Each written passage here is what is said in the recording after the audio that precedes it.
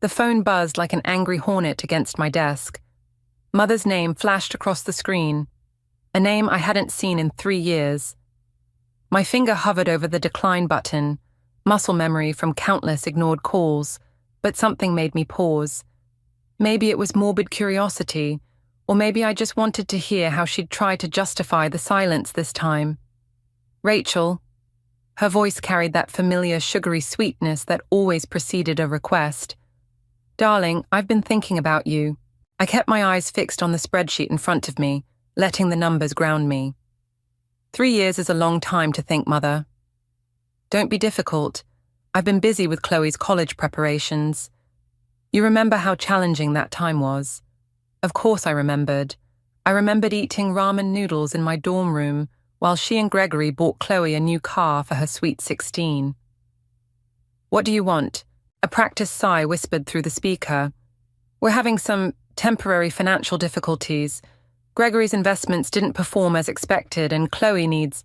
How much? The words tasted bitter. 50,000, just until Gregory's next venture pays off. You have access to your father's money now, and family should help family. I laughed, the sound sharp enough to cut glass. Family? Is that what we are now? Don't be dramatic. I know things haven't been perfect, but... Perfect? My free hand clenched into a fist. You kicked me out of my room for Chloe. You forgot to invite me to Christmas 3 years running. The only reason I finished college was because Dad set up a trust fund you couldn't touch. That's ancient history, Rachel. People change, and Chloe really needs... No. The word felt like freedom. Silence crackled between us. When she spoke again, the sugar had crystallized into ice. I'm your mother. You owe me. I owed you respect when you were my mother, but you chose Gregory and Chloe. You don't get to choose me now just because you need money. Your father would be disappointed in you. The laugh that escaped me was ugly. Dad died watching you ignore his existence for 5 years. The only thing that would disappoint him is if I gave you a dime of his money. You ungrateful little... I ended the call, my hands shaking. The office around me felt too small, too confined. Through the glass walls, I could see Evan Carter, Dad's old friend and CEO, watching me with concern. He'd been running the company since Dad's death 6 months ago, teaching me the ropes until I was ready to take over. My phone buzzed again. A text this time. Mother, you'll regret this. Gregory knows people who can make things difficult for you and your precious company. I screenshot the message and forwarded it to our legal team. Then I opened my bottom drawer, pulled out the manila envelope Dad had given me before he died, and broke the seal. Inside was a letter and a USB drive.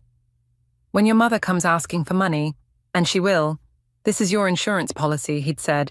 Use it if you need to. I plugged in the drive and opened the first file.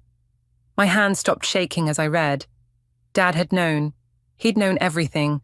Every penny Gregory had embezzled, every fraudulent investment, every shell company. I kept it as leverage, the letter explained, to make sure they left you alone. Now it's yours. Use it wisely. I closed the file and looked out at the city skyline Dad had loved so much. Mother wanted to play games. Fine. But this time, I had all the pieces, and I intended to win. Evan knocked on my office door the next morning, his expression grave. Gregory Thompson is in the lobby, says he won't leave without seeing you. My stomach clenched, but I kept my voice steady. Send him up. While I waited, I pulled up the security footage from the lobby on my computer. There he stood, all 6 feet of corporate swagger, in an ill-fitting suit that probably cost more than my first car. The same suit he'd worn when he'd told Mother I was bleeding them dry with my college expenses. Miss Thompson, Gregory's voice filled my office before he did. You're looking professional. I didn't stand. What do you want? He settled into the chair across from me, uninvited. Your mother's upset. That's not how family treats family. Funny, I remember saying the same thing when you sold my car to buy Chloe's prom dress. His smile tightened. Ancient history. We're here to discuss the present, specifically your father's company. My company. Technically, yes, but you're young, inexperienced. The board might appreciate someone with more seasoned judgment. I leaned back, studying him. Is that a threat? A reality check. I have friends on the board. One word about your emotional instability, your vindictive nature. He spread his hands. Well, they might question Michael's judgment in leaving everything to you. The USB drive in my drawer seemed to pulse with possibility, but Dad's voice echoed in my head. Use it wisely. Interesting strategy, I said. Threaten the person you're asking for money. Oh, I'm not asking anymore. He leaned forward. Your mother's devastated. Chloe's future hangs in the balance. The press would love to hear about the heartless corporate princess who abandoned her family. I pulled up a file on my computer and turned the screen toward him. His face paled as he recognized the numbers. Fascinating investment pattern, I said. Almost like someone was siphoning money through shell companies. Companies that, coincidentally, all trace back to you. Where did you... Dad kept excellent records. Would you like to see the rest? He stood so quickly his chair scraped against the floor. You're bluffing. Try me. Or better yet, try the SEC. I hear they love family drama almost as much as the press. You little... He caught himself, adjusting his tie. This isn't over. Actually, it is. Security's waiting outside. They'll show you out. As if on cue, 2 guards appeared in the doorway.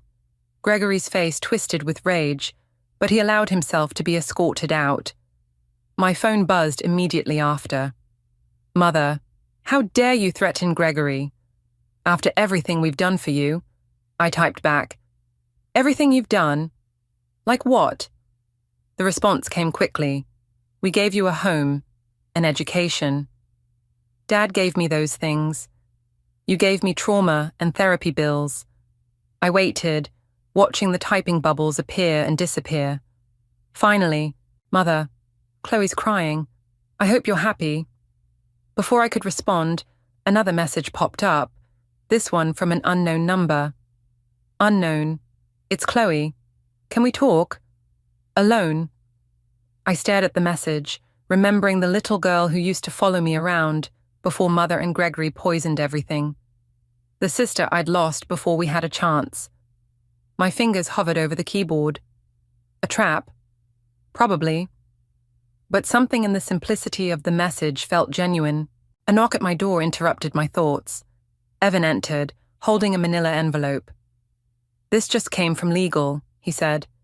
Gregory's been busy. He's filed a motion challenging your control of the company, claiming psychological unfitness.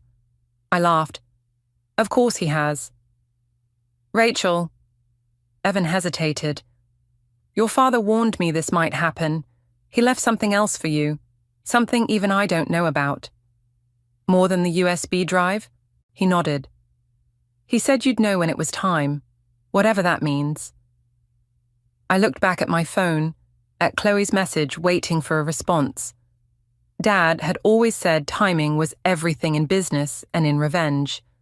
Maybe it was time to find out what else he'd left me. I typed back to Chloe. Tomorrow, noon, the cafe where we used to get hot chocolate. Her response was immediate. Thank you. I closed my eyes, remembering Dad's words.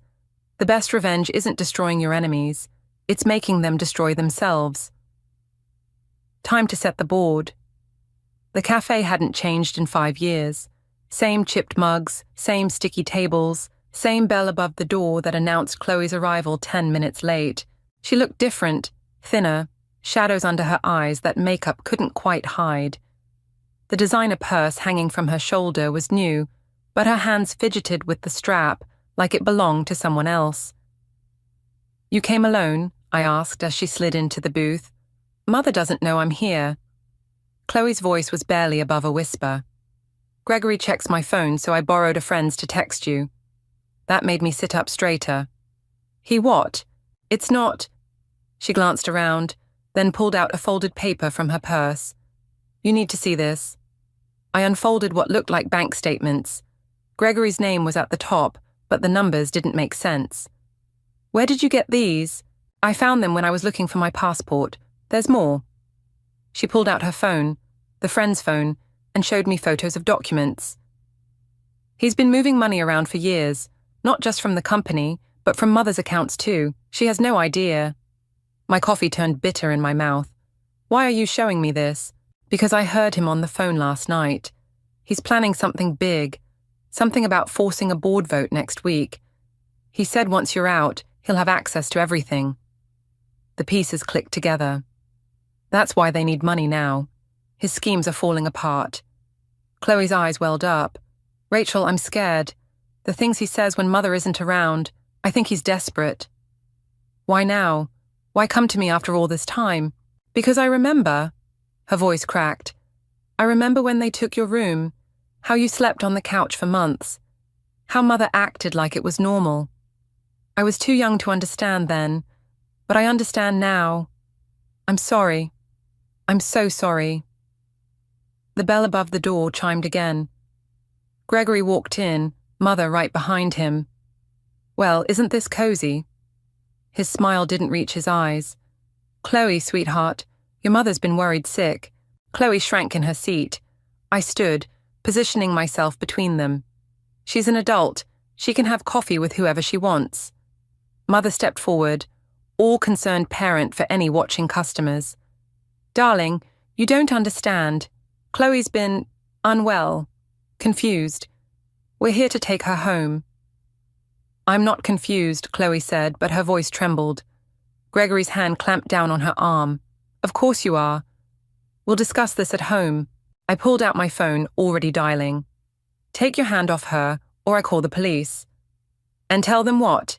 He laughed. That concerned parents are looking after their troubled daughter. Who do you think they'll believe? They'll believe the video footage from the cafe's security cameras. I nodded toward the corner where the lens pointed directly at our table. And they'll be very interested in those bruises on Chloe's arm when you let go. His grip loosened. Mother's perfectly composed face cracked slightly. This isn't over, she hissed. Actually, it is. I held up my phone, showing the bank statements Chloe had photographed. The SEC will be very interested in these. So will the board. You wouldn't dare, Gregory snarled. You'll destroy this whole family. You already did that. I turned to Chloe. You have a choice. You can go with them, or you can come with me. Right now. Mother's voice turned syrupy sweet. Chloe, darling, think about what you're doing. Chloe stood, her hand steady for the first time since she arrived. I have thought about it, for years. She walked around the table to stand beside me. Gregory's face contorted with rage. You'll regret this, he spat. Both of you. No, I said, taking Chloe's hand. We won't. We walked out together, the bell chiming one last time behind us. In the parking lot, Chloe started shaking. What do we do now? I squeezed her hand. Now? We show them what happens when they underestimate both Thompson daughters. My phone buzzed, Evan calling. Whatever Dad's final surprise was, it was time to find out. Gregory wanted a board vote. Fine, let the games begin. Evan's office felt like a tomb. He placed a sealed envelope on his desk, the last piece of Dad's legacy, waiting like a loaded gun. Your father recorded this the day before he died. Evan's voice was carefully neutral. He made me promise to wait until Gregory made his move against the company. Inside was a USB drive and a handwritten note. Watch this alone, then decide. Back in my office, Chloe paced while I plugged in the drive. Dad's face filled my screen, gaunt but determined. Rachel, if you're watching this, Gregory's finally shown his hand. He coughed, then straightened. What I'm about to tell you, I should have told you years ago. I reached for Chloe's hand as Dad continued. Gregory didn't just marry your mother for love. He married her to get to me, to this company. He's been playing a long game, one that started before the divorce. The screen switched to security footage. Mother and Gregory in Dad's office, late at night, 15 years ago. Documents spread across the desk. Mother's signature, flowing across papers she hadn't read. Your mother helped him access confidential files, Dad's voice continued. She didn't know what she was signing, but she signed anyway. Those documents gave Gregory backdoor access to company accounts. I discovered it too late. Chloe's grip tightened. That's why he always checked Mother's mail. More footage played. Gregory meeting with board members, making deals, building his network while Dad was dying. I could have exposed them, Dad said. But Gregory had leverage, proof that your mother had signed those documents. He threatened to destroy her, to drag her through court. I couldn't do that to you, Rachel. You'd already lost one parent. My throat burned. So, you let them win? No. Dad's smile was fierce. I let them think they won. Everything they stole, every account they accessed, I tracked it all. The evidence is on this drive, along with something else. Something Gregory doesn't know exists. The screen changed to show another document. My eyes widened as I read. That's impossible, Chloe whispered. Your mother's signature on those original documents, Dad continued. It invalidated her marriage to Gregory. Technically, legally, they were never married. Everything he's claimed as community property, every account he's accessed through her name, it's all fraud. My phone buzzed. A message from Gregory. Board meeting moved up. Tomorrow morning. Choose your next move carefully. He doesn't know, I said. He has no idea. There's more, Chloe said, pointing to the screen where new documents appeared. Look at the dates, the property transfers, the accounts. Mother's name is on everything. If this gets out, I said slowly, Mother could go to prison. Dad's face returned, his eyes sad. The choice is yours, Rachel. Use this information however you see fit. But remember, revenge isn't always about destroying your enemies. Sometimes it's about saving what matters most. The screen went dark. Chloe's phone lit up, Mother calling. She let it ring. What are you going to do? She asked. I stared at the evidence that could destroy Gregory, and Mother along with him. Dad's words echoed, saving what matters most. We need to talk to Mother, I said finally. Alone, without Gregory. She won't come. She will. I pulled out my phone and typed, I know about the marriage license. Come to my office tonight, just you. Or tomorrow everyone knows. The response was immediate. I'll be there at 8. What if she chooses him again? Chloe's voice cracked. I thought about Dad, protecting Mother even after everything she'd done. About Chloe, finding the courage to break free. About the years I'd spent wanting revenge, never realizing the cost. Then we'll know, I said, and we'll face it together. My phone buzzed again. Evan. Gregory's called an emergency board meeting for 9 a.m. He's making his move. I looked at the USB drive, thinking of Dad's words about saving what matters most. The game wasn't just about revenge anymore. It was about choosing what kind of person I wanted to be. Ready? I asked Chloe. She squared her shoulders. Ready. Tonight we'd face Mother.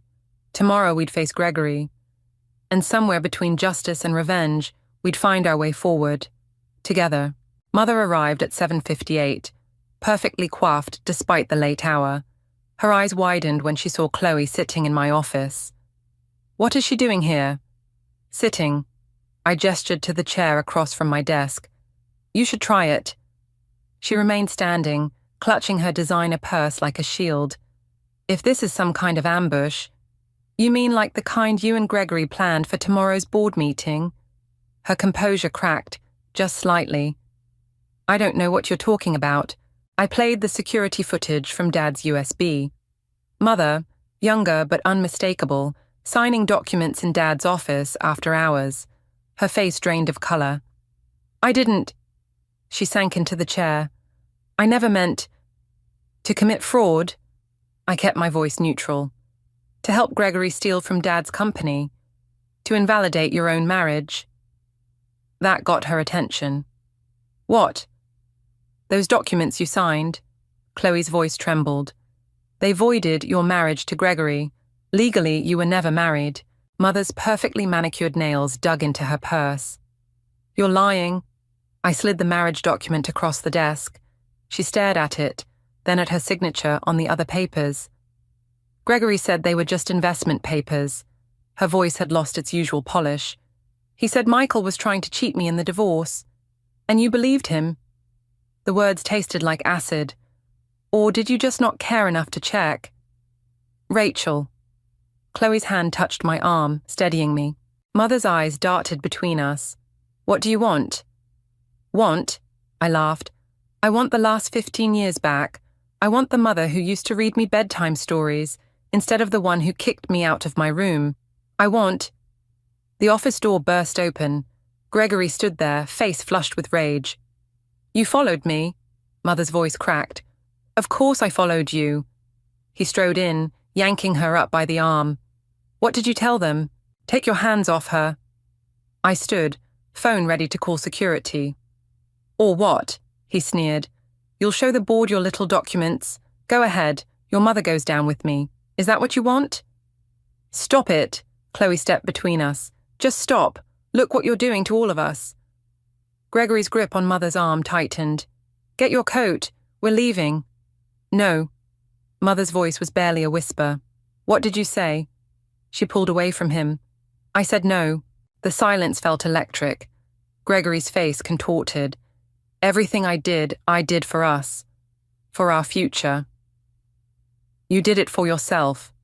Mother's voice strengthened. And you used me to do it. Used you? He laughed.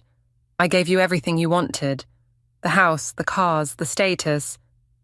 You gave me chains. She turned to me, tears in her eyes. And I let you put them on both my daughters. Gregory reached for her again, but this time I was faster. Security arrived within seconds, responding to the silent alarm I'd triggered. Get him out, I ordered, and make sure he doesn't enter the building tomorrow. As they led him away, his threats echoed down the hallway. This isn't over. The board meeting. About that, I held up the USB drive. Dad left us one more surprise. Mother sank back into her chair, trembling. I'll lose everything. No. I looked at Chloe, seeing the same determination in her eyes. You'll lose him. And maybe that's where everything really begins. My phone buzzed. Evan, board members arriving early tomorrow. Gregory's been busy. I can't face them, Mother whispered. The board, the scandal. You can. Chloe took her hand. We'll help you. I stared at the USB drive, thinking of Dad's words about saving what matters most. The revenge I'd wanted for so long sat in my palm, waiting to be unleashed.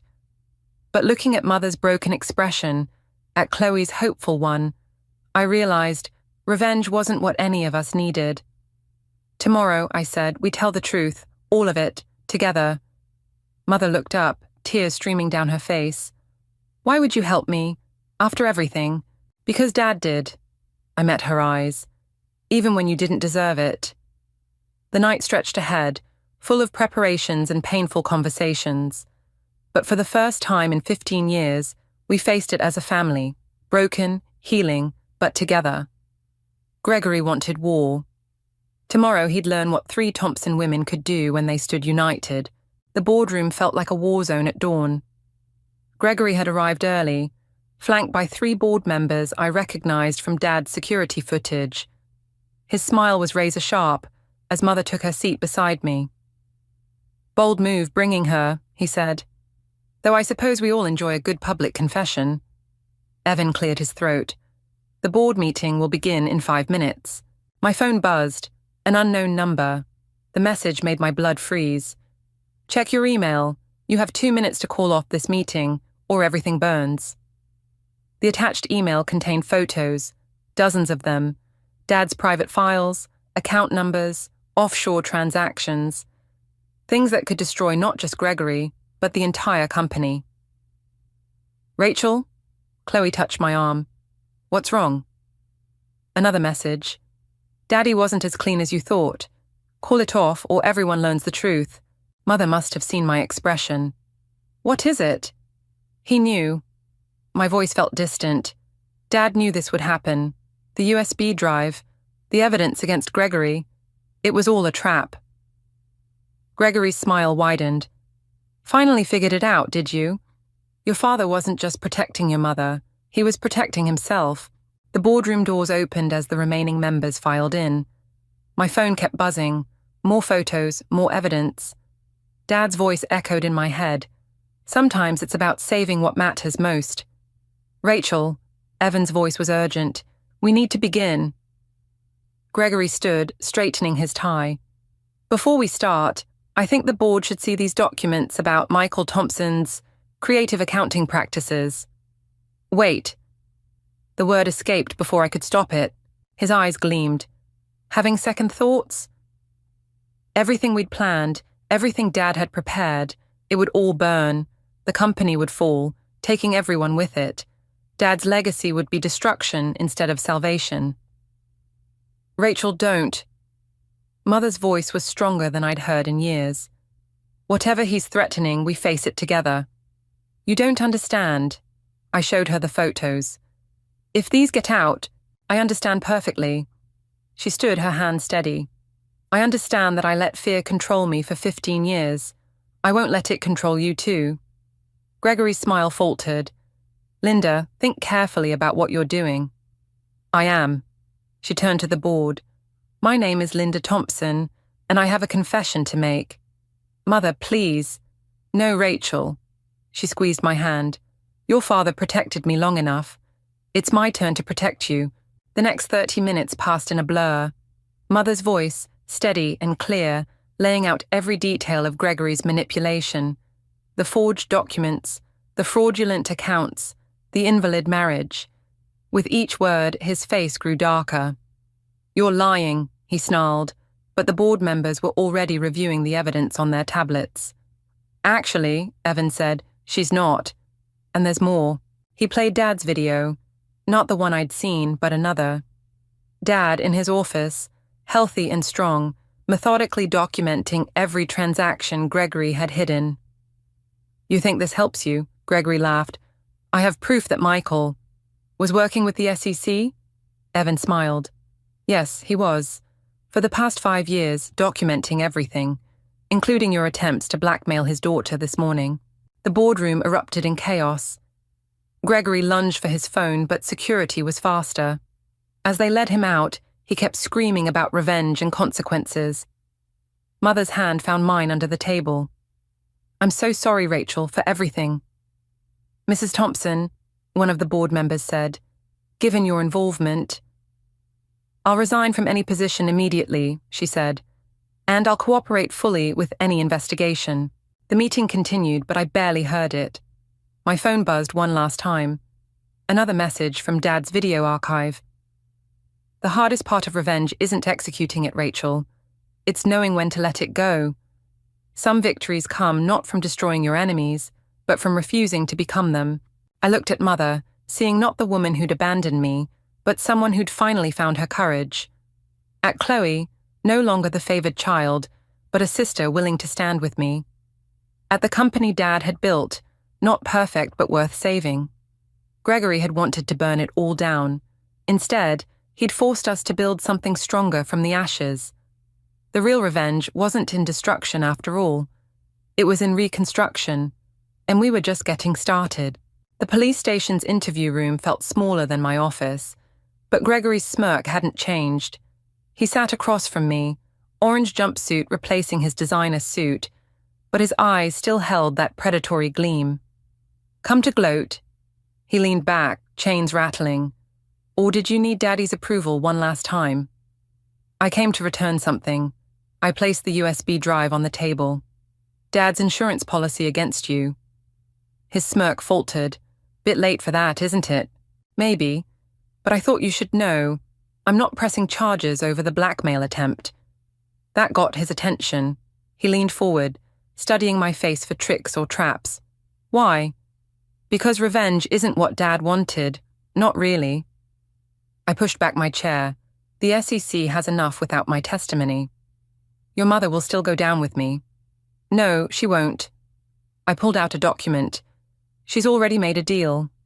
Full cooperation in exchange for immunity. The board approved it this morning. His facade cracked. She wouldn't dare. She already did. Turns out when you threaten someone's children, they find their courage. The door opened. Mother stood there, Chloe beside her, both wearing visitor badges. What is this? Gregory's voice shook. Some kind of family reunion? Goodbye, Gregory. Mother's voice was steady. The divorce papers, the real ones, will arrive tomorrow. You can't divorce me. We were never legally married, remember? True, she smiled. But I can make sure everyone knows that, including your other wives. His face went pale. What? Dad wasn't the only one keeping records, I said. Turns out you've been busy in 3 different states. Bigamy's still illegal in all of them. Chloe stepped forward. The trust fund you set up in my name, I've signed it over to the company's restitution fund. You ungrateful little... He lunged forward, but the chains held him back. Goodbye, Gregory, Chloe said. Enjoy prison. We walked out together, leaving him shouting threats that grew fainter with each step.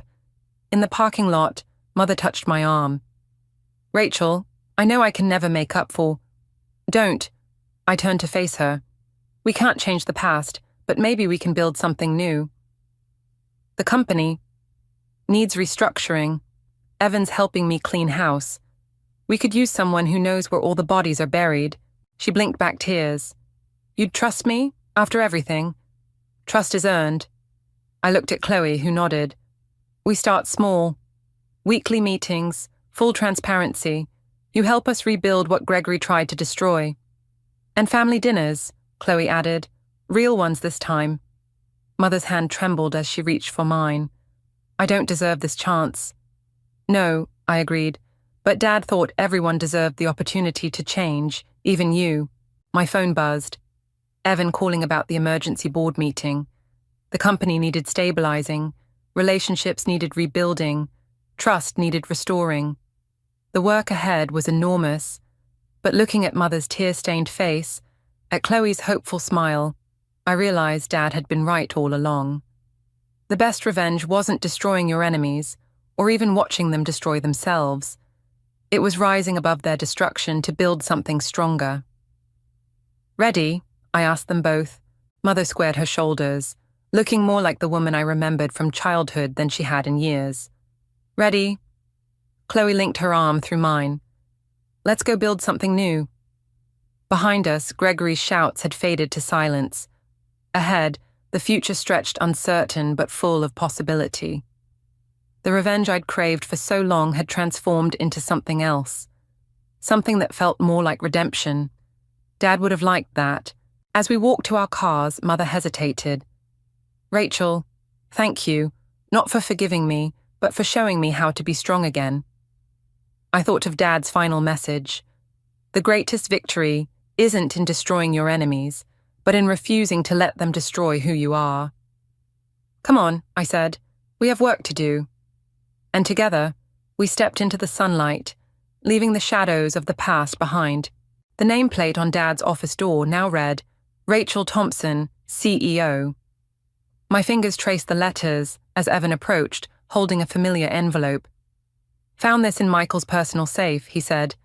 Instructions said to give it to you after everything was settled. Inside was a single key and a handwritten note, for when you're ready to let go. The key led to a storage unit across town. Inside, I found boxes of family photos. Moments before the divorce, before Gregory, before everything fractured. Mother holding me as a baby. Dad teaching me to ride a bike. Simple moments of happiness, preserved like insects in amber. My phone buzzed. Chloe. Mum's here. Board meeting in 10. The new boardroom felt different. Brighter somehow. Mother sat near the head of the table, reviewing quarterly reports with an attention to detail that would have made Dad proud. 3 months of weekly meetings had slowly rebuilt something I thought was forever lost. The SEC investigation is officially closed, Evan announced. All assets have been recovered and redistributed. And Gregory? Someone asked. 15 years, Mother answered, her voice steady. Plus additional charges from the other states. I studied her face, still elegant but softer now. The sharp edges of pretense had worn away, revealing glimpses of the mother I remembered. There's one more item, I said, placing a folder on the table. A proposal to establish the Michael Thompson Foundation for Family Reconciliation. Chloe looked up from her notes. What kind of reconciliation? legal support for families torn apart by financial abuse, counseling services, education funds. I met Mother's eyes. Dad believed in second chances. Maybe it's time we did too. Rachel, Mother's voice wavered. The foundation needs a director, I continued. Someone who understands both sides of the story. Someone who's lived it. Understanding dawned in her eyes. You want me to help other families avoid our mistakes? Yes. I slid the proposal toward her. If you're ready. Her hands trembled as she reached for the document. I don't deserve... It's not about deserving, Chloe interrupted. It's about choosing to be better. The board voted unanimously. As everyone filed out, Mother lingered. I found Dad's storage unit, I said. There are photos you might want to see. She hesitated. Are you sure? No. I managed a small smile. But that's kind of the point, isn't it? Later, in Dad's, my office, I opened his last letter one more time. The final lines felt different now. Revenge is easy, Rachel.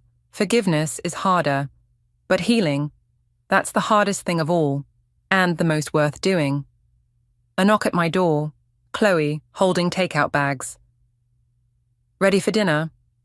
Almost. I looked at the photo I'd taken from the storage unit. Our whole family, smiling, unaware of the fractures to come. Instead of pain, I felt something new, something like hope. Mum's waiting downstairs, Chloe said. She found this little Italian place. Does it have good pasta? Terrible, she grinned, but the company might make up for it. I placed Dad's letter in my desk drawer. The revenge I'd craved had transformed into something else. Not quite forgiveness, not quite healing, but something in between, something real. Let's go, I said, turning off Dad's desk lamp.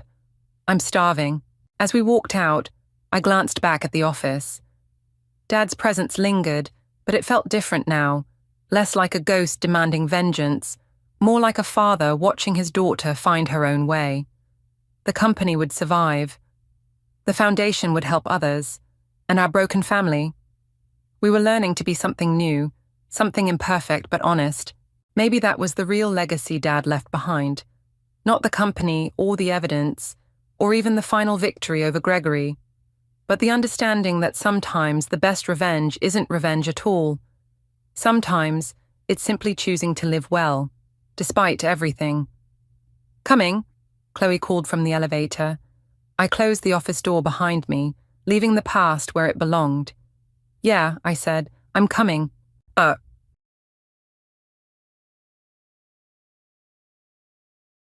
You don't deserve this place anyway.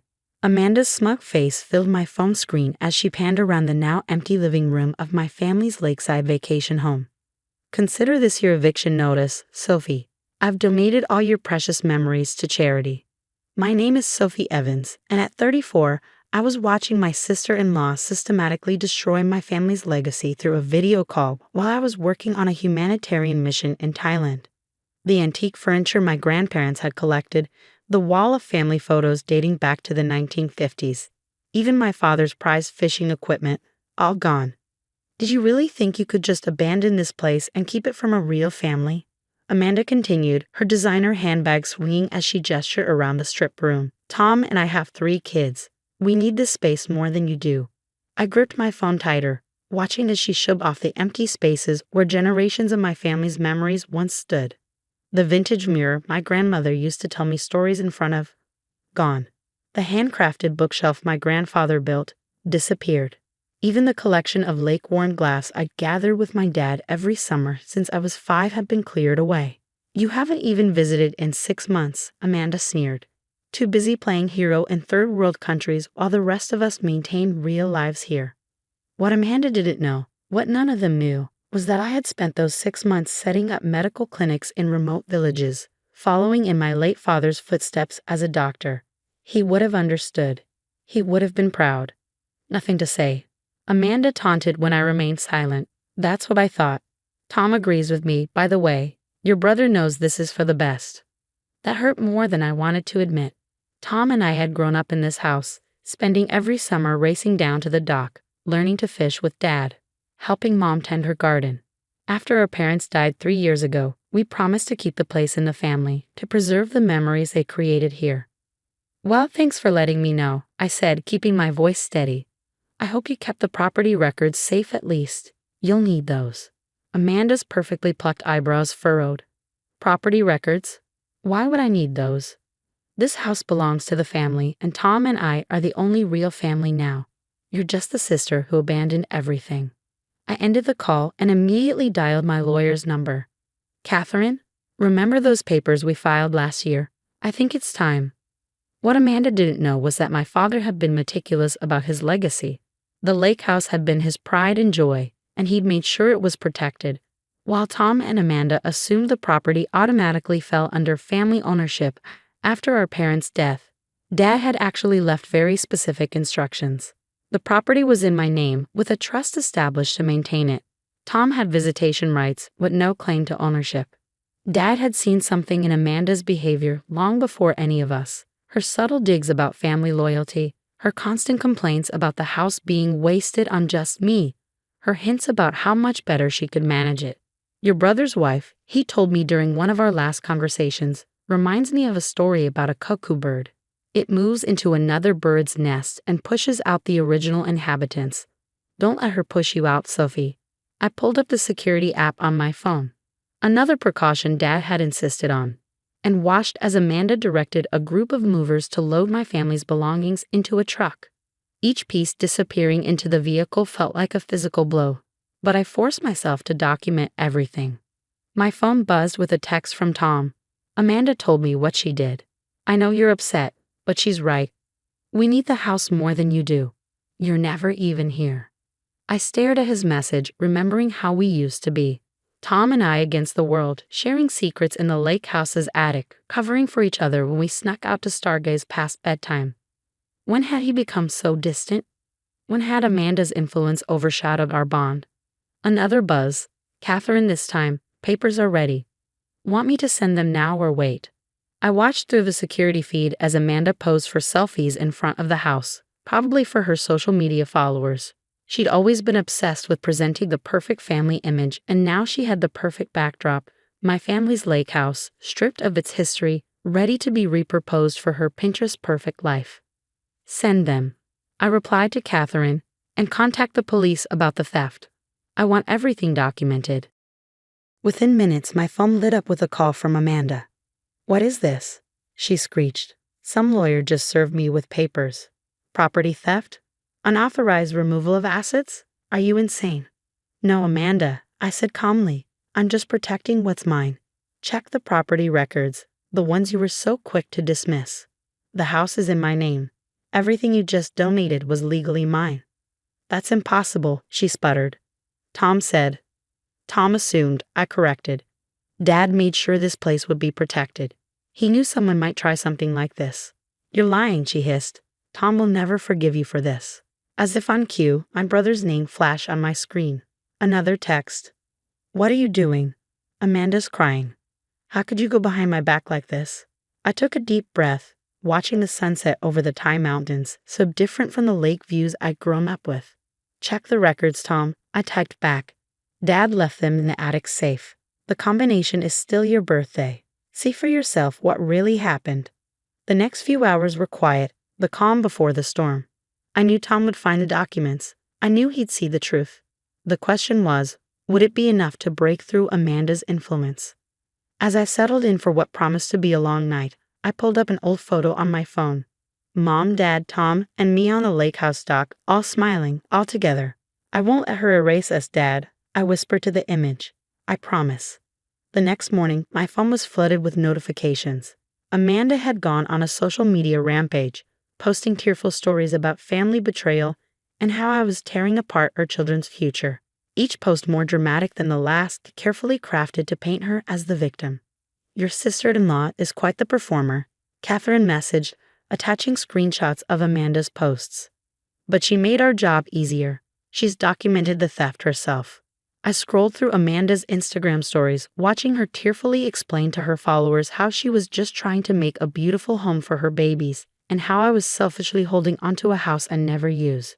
Each video was filmed in her perfectly decorated suburban home, her 3 children strategically placed in the background.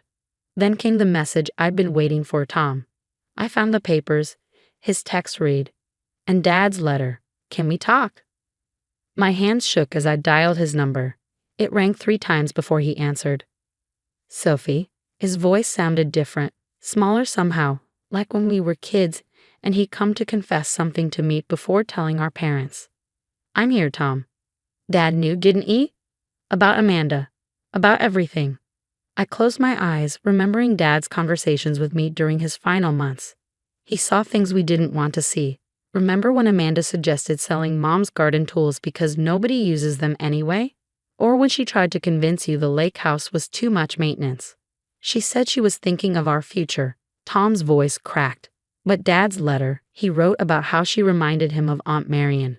Aunt Marion, our mother's sister, who had systematically sold off their family farm piece by piece, claiming it was for the greater good of the family. Mom had never forgiven her. Did you read the trust documents? I asked. Yeah, Tom sighed. The house is yours. Dad left it to you because you have your own house, I finished. The lake house was meant to be preserved, not transformed into someone's Instagram backdrop. Amanda's furious, he admitted. She's already called her brother. He's a lawyer. Says we can contest the will. Claimed Dad wasn't in his right mind. And what do you think? The silence that followed felt endless. I think, Tom finally said, that I've been an idiot. I watched her push you away, bit by bit, and I let it happen. Even convinced myself it was your fault for being away so much. You're not an idiot, Tom. You're just. Under her spell, he laughed bitterly. That's what Dad wrote in his letter. Tom has a good heart, but he can't see past Amanda's manipulation. He was right. I heard commotion in the background, followed by Amanda's shrill voice. Are you talking to her? Give me the phone. No, Tom's voice was firm. Firmer than I'd heard him speak to Amanda in years. This is between me and my sister. More noise, then the sound of a door closing. Sorry, Tom said. I went outside. Sophie, what do you want to do about the furniture? The photos? Everything she took. Catherine's handling it. I explained. The police have been notified, and she's tracking down the donation centers. Most of it should be recoverable. And if it's not, then Amanda will pay restitution for everything she destroyed. I paused, then added, Dad's fishing gear too. Tom's sharp intake of breath told me he hadn't known about that. She got rid of his fishing gear. All of it, even the hand-carved lures. Everything. That's too far. Those were irreplaceable. Dad and Grandpa made those together. I heard the anger in his voice. Real anger, not the performative kind Amanda specialized in. Tom, I said carefully, what are you going to do? I don't know, he admitted. But I need to start making things right. Starting with this, I'm sorry, Sophie. I should have stood up for you. Should have seen what was happening. Before I could respond, I heard Amanda's voice again, closer this time. Tom, the police are here. What did you do? I have to go, Tom said quickly. But Sophie, don't let her win. Dad was right about protecting the lake house. It's not just a property, it's our history. After he hung up, I received a series of increasingly hostile texts from Amanda. How dare you call the police? Those things were junk anyway. You're destroying this family. My children are crying because of you. I forwarded each message to Catherine without responding. Let Amanda dig her hole deeper. The police report came in that evening. They tracked down most of the furniture to a donation center 2 towns over. The family photos and smaller items were in Amanda's garage, hidden under tarps. She'd lied about donating them, probably planning to sell them later. Your sister-in-law refused to cooperate initially, the officer's report read. Claimed everything was given to her willingly. Changed her story when we showed her the property records and security footage. Catherine called with an update. We can have everything returned within a week. And Sophie, they found your father's fishing gear in Amanda's brother's boathouse. Apparently, she gave it to him as a gift. I felt a surge of anger so strong it made my hands shake. Those fishing lures were irreplaceable. Each one told a story, each held memories of days spent on the lake with Dad and Grandpa. My phone buzzed again. Another text from Tom. I'm staying at Mom and Dad's old house tonight. Need time to think. Amanda's not happy about it. I stared at his message, remembering all the times we'd escaped to our parents' house when things got tough. It was where we'd hidden after our first broken hearts, where we'd celebrated our biggest victories, where we mourned together after losing mom and dad. The house misses you, I texted back. It misses both of us. Yeah, he replied. I forgot that for a while. Let Amanda make me forget a lot of things. I looked out at the Thai sunset, thinking about how different things were from what I'd imagined. When I took this assignment, I thought I was running away from the pain of losing our parents, from watching my brother slip away under Amanda's influence. Instead, I'd found my strength, the strength Dad always said I had. And maybe, just maybe, Tom was finding his way back too. My phone lit up with one final message from Catherine. Court date set for next week. Your brother's name is on the witness list. He's testifying against Amanda. I smiled, remembering Dad's words. Sometimes people have to lose everything to remember what really matters. The journey home from Thailand felt surreal. As my plane descended into familiar territory, I could see the lake in the distance, its waters reflecting the morning sun just as they had throughout my childhood. Catherine was waiting at the airport, a thick folder tucked under her arm. Welcome back, she said, hugging me. Ready for tomorrow's hearing? Tomorrow. After 3 weeks of legal back and forth, we were finally going to court. Amanda had refused all attempts at mediation, convinced she could charm her way out of the situation just as she charmed her way into controlling Tom's life. How's Tom holding up? I asked as we drove toward the lake house. Catherine smiled. Better than expected. He's been staying at your parents' house, going through old photos and documents. Found quite a few interesting things, actually. When we pulled up to the lake house, I saw Tom's car in the driveway. He was sitting on the porch steps, looking older and more tired than I remembered. Sophie, he stood up, awkward and uncertain. We hadn't seen each other face to face since before Amanda's video call. I stepped forward and hugged him, feeling him relax slightly in my embrace. I missed you, little brother. I'm sorry, he whispered. I'm so sorry for everything. Inside, the house was empty except for a few boxes, the recovered items waiting to be unpacked. Tom had spent the past week tracking down everything Amanda had dispersed. Most of it's back, he said, gesturing to the boxes. Except Dad's fishing gear. Amanda's brother refuses to return it. Says it was a gift, and he's already used some of the lures. I felt my chest tighten, but before I could respond, Tom pulled out his phone. But look what I found in Dad's study. He pulled up a photo of an old notebook. Dad documented everything about those lures, when they made them, what materials they used, even drawings of the designs. I've already contacted Grandpa's old fishing buddy. He's willing to help me recreate them. I stared at him, seeing glimpses of the brother I'd grown up with. You do that. It's the least I can do, he said quietly. I let her take so much from us, Sophie. Not just things. Memories, time, our relationship. We spent the afternoon sorting through the recovered items. Each piece had a story, and Tom seemed desperate to share them all, as if making up for lost time. Remember this? He held up an old telescope. Dad caught us sneaking out to stargaze, and instead of punishing us, he taught us about constellations. And this, I pulled out a slightly dented cookie tin. Mom's secret recipe cards. Amanda told you I took them when I moved out. Tom's face darkened. She told me a lot of things. Made me believe you were selfish, unstable, running away from responsibilities. He set down the telescope carefully. I chose to believe her over my own sister. Before I could respond, both our phones buzzed. Amanda had gone live on Instagram again.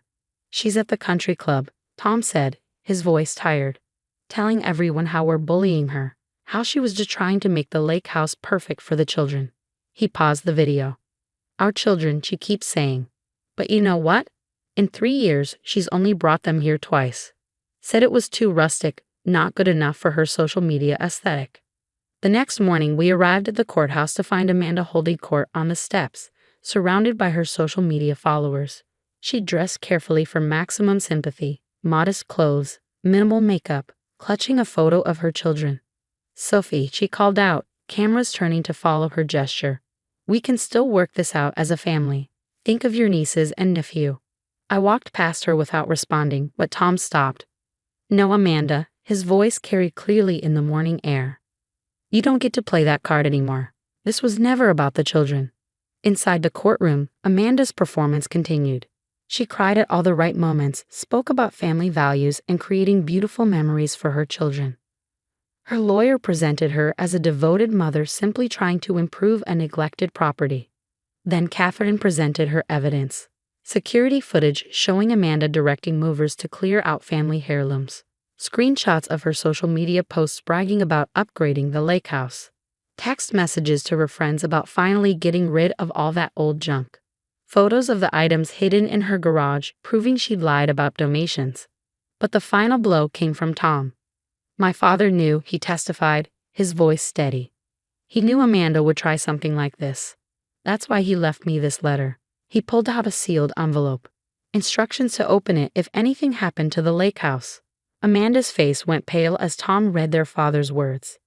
If you're reading this, son, then what I feared has happened. Amanda has shown her true colors. I've watched her slowly try to erase our family's history, just as she's tried to erase your sister from your life. The lake house isn't just property, it's our legacy. Your mother and I built our lives here, watched you and Sophie grow up here. Don't let anyone take that away. By the time the judge delivered her ruling, Amanda had dropped her sympathetic mother act. She sat rigid in her chair, fury evident in every line of her face. The property clearly belongs to Sophie Evans, the judge stated. Furthermore, Mrs. Evans Carter's actions constitute theft and willful destruction of property.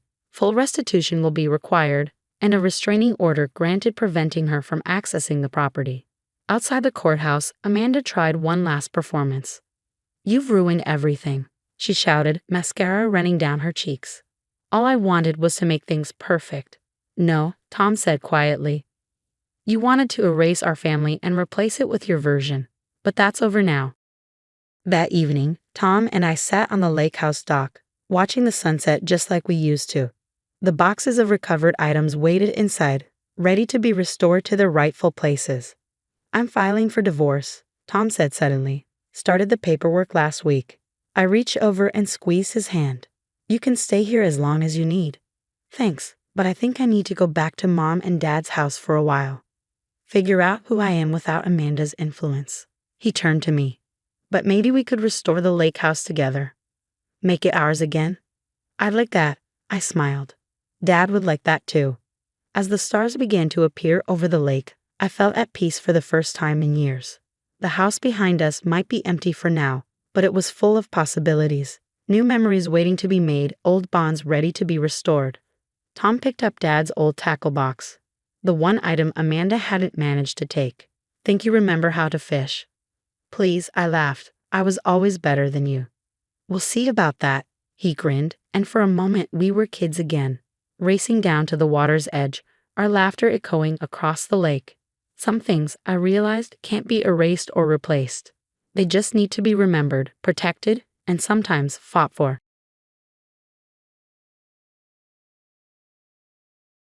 This is what you're planning to wear to marry my son.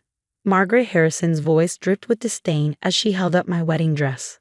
I stood in her pristine living room, watching her manicured fingers grip the delicate fabric like it was contaminated. Emily, darling, this is from a department store. My name is Emily Carter, and at 28, I was about to learn exactly how far my future mother-in-law would go to maintain her precious social standing. The dress she was currently treating like radioactive waste had cost me 3 months of careful saving from my teacher's salary. It wasn't designer, but it was perfect. Simple, elegant, and exactly what I wanted for my wedding to her son, James. I picked it because I love it, I said, trying to keep my voice steady. And James likes simple designs. Margaret's perfectly penciled eyebrows shot up. James likes what I tell him to like. And no son of mine will have a bride walking down the aisle in. She checked the label and visibly shuddered. A $100 dress. Before I could react, she reached for the scissors on her craft table. This is for your own good, dear. The country club ladies would never let me hear the end of it if you showed up in this. Bargain bin tragedy. Margaret, stop. I lunged forward, but it was too late. The scissors sliced through the delicate fabric, the sound of tearing material echoing in my ears like screams. She didn't just cut it once, she methodically destroyed it, reducing my dream dress to ribbons while maintaining her pleasant society smile. There, she said, dropping the ruined dress into her expensive waste paper basket. Now we can visit Madame Dubois for a proper gown. I've already made an appointment for tomorrow. Her dresses start at $15,000. But that's hardly an issue. We'll put it on James's card. I stared at the shreds of white fabric, my hands trembling. This wasn't the first time Margaret had steamrolled over my choices, but it was the most brutal. Since James and I got engaged 6 months ago, she dismissed my ideas for the wedding, criticized my career, and constantly reminded me that I wasn't quite up to Harrison's standards. "You've gone too far," I said, my voice surprisingly calm. "That dress was mine. You had no right." She waved her hand dismissively. "Oh, don't be dramatic, Emily. I'm doing you a favor. Besides, it's not like you paid much for it. Now, about tomorrow's appointment." "I'll be there," I said quietly, already forming a plan in my mind. "What time?" Margaret looked pleased, probably thinking she'd won. 11 a.m. sharp, and do try to dress appropriately. Madame Dubois is very particular about her clientele. That evening, as I told James what his mother had done, I expected him to be as outraged as I was. Instead, he ran his hands through his hair nervously. "Mom can be intense about appearances, but she means well. Maybe she's right, we should have a proper society wedding." I felt something crack inside me. "She destroyed my wedding dress, James. The one I showed you last week, the one you said was perfect." He wouldn't meet my eyes. "I know, but maybe it's easier to just go along with what she wants. She's offering to pay for everything. Everything except my self-respect." I stood up from his leather couch, gathering my things. "You know what? I need some time to think. Emily, don't be like this. You know how important the family's image is. The country club gala is next week, and Mom's already told everyone about our engagement. We need to present a united front." The country club. Of course. Everything in the Harrison world revolved around that prestigious club and its wealthy members. Margaret was hosting their annual charity gala next week, the biggest social event of the season. She'd been talking about nothing else for months. "I'll see you tomorrow," I said, kissing his cheek. For the dress appointment, that night I made some calls. First to my best friend Sophie, who worked as a fashion journalist. Then to my cousin Michael, who happened to be an up-and-coming designer. By midnight, we had a plan that would either fix everything or burn all my bridges with the Harrison family. The next morning, I arrived at Madame Dubois' boutique exactly at 11 a.m., dressed in my most professional outfit. Margaret was already there, sipping champagne and looking through racks of extravagant gowns that cost more than my yearly salary. "Emily, darling, you're here." Madame Dubois greeted me with air kisses. "Your mother-in-law has told me all about your unfortunate previous choice. Don't worry, we'll find you something worthy of the Harrison name." For the next 2 hours, I tried on dress after dress, each more elaborate and expensive than the last. Margaret critiqued every one, finding flaws in even the most luxurious designs. Finally, she settled on a monstrosity that looked like a meringue had exploded on a silk factory. "This is the one," she declared. "It's perfect. We'll take it." I smiled sweetly. "Actually, I have something else in mind." Margaret's face froze. "What do you mean?" "I mean," I said, gathering my things, "that I won't be needing a dress from here. But thank you for your time, Madame Dubois." As we left the boutique, Margaret gripped my arm. "What do you think you're doing? We had an agreement." "No, Margaret, you had a plan. I have one of my own." I gently removed her hand. "I'll see you at the country club gala next week. Don't worry, I'll dress appropriately." Her face paled slightly. "Emily, don't do anything foolish." The Harrison name. "We'll be just fine," I assured her. "After all, image is everything, right?" As I walked away, I could feel her stare burning into my back. She had no idea what was coming, but she was right about one thing. The country club ladies would definitely be talking about this for a long time to come. The week leading up to the country club gala was a whirlwind of secret preparations. My cousin Michael worked tirelessly in his studio, turning my vision into reality, while Sophie helped coordinate the final details of our plan. James called repeatedly, clearly worried about what his mother had told him, but I assured him everything was fine. "Just trust me," I said during one of his anxious calls. "I'm handling the dress situation." "Mom's really worried," he replied. "She says you're planning something to embarrass the family at the gala." I smiled to myself. Margaret's always worried about something, but tell her I'll be there, looking exactly as a future Harrison should. The night of the gala arrived, crisp and clear. The country club's grand ballroom was decorated elegantly, with crystal chandeliers casting a warm glow over the gathered elite of our city. Margaret had outdone herself with the planning.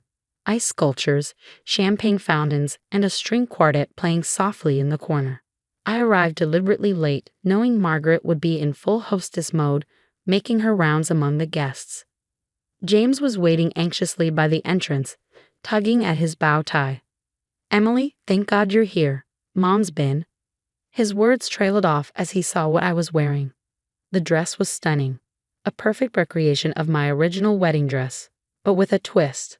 Michael had used the same simple, elegant design but crafted it from the finest silk and hand-sewn lace.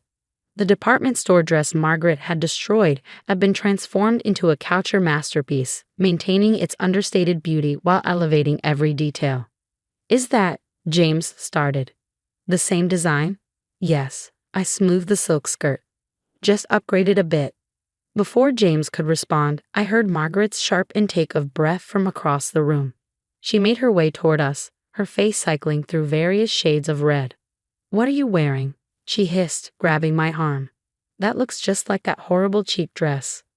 "Oh, you noticed," I said brightly, loud enough for nearby guests to hear. "Yes, after you destroyed my original dress, I had this one made. Do you like it? It's a Michael Chen original." The mention of Michael's name caused several heads to turn. He'd recently dressed several celebrities for major events, and his designs were the talk of the fashion world. Margaret's grip on my arm tightened. "Michael Chen, you're lying." "Actually, she's not," came a voice from behind us. Sophie stood there, press badge visible, accompanied by a photographer from her fashion magazine. Michael Chen personally designed this dress after hearing how his cousin's future mother-in-law destroyed her original wedding dress. Such a touching story of family coming together, don't you think? The color drained from Margaret's face as she realized we had an audience. Several of her country club friends had gathered around, watching the scene unfold with barely concealed interest. "Cousin?" one of them asked. "Emily, you're Michael Chen's cousin." I nodded modestly, on my mother's side. He was kind enough to help when he heard what happened to my first dress. He said no bride should have her dream dress destroyed, regardless of its price tag. The whispers started immediately. I could see Margaret's carefully constructed social hierarchy crumbling around her. Her friends were looking at her differently now, some with obvious disapproval. "I had no idea," one woman said, eyeing Margaret coldly. "Destroying a bride's dress? That's simply not done." "And such a beautiful design too," another added. "Simple, elegant, very Grace Kelly. Much more sophisticated than those overdone ball gowns everyone's wearing these days." Margaret attempted to salvage the situation.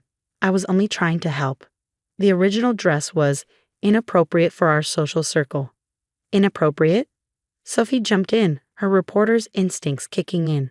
"So you're saying Michael Chen's designs are inappropriate? I'm sure our readers would be fascinated to hear your thoughts on one of fashion's rising stars." James finally found his voice.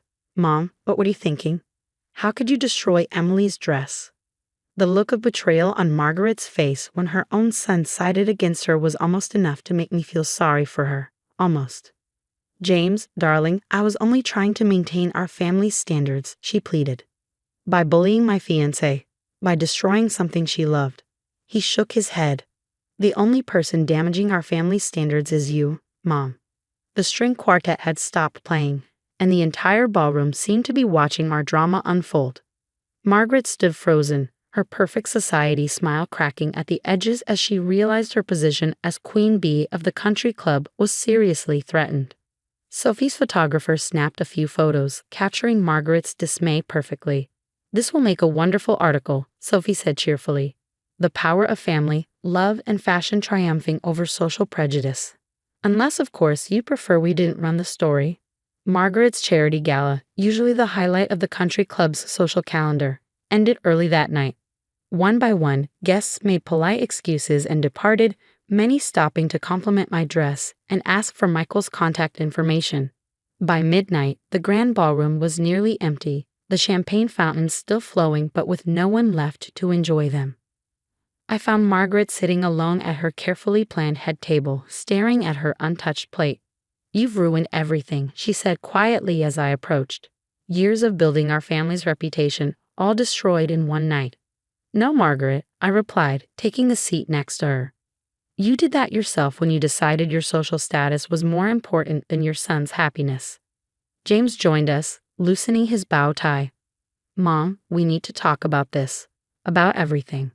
For the first time since I'd known her, Margaret Harrison looked her age. The carefully maintained facade had cracked, revealing the insecure woman beneath all the designer labels and social climbing. "I just wanted everything to be perfect," she whispered. "The right dress, the right wedding, the right impression. Is that so terrible?" "The problem," James said firmly, "is that you never asked what we wanted. What made Emily and me happy didn't matter as long as it fit your image of perfection." The next morning, the story broke in Sophie's magazine. The headline read, "Love, Fashion, and Family: How a Destroyed Wedding Dress Led to a Designer Collaboration."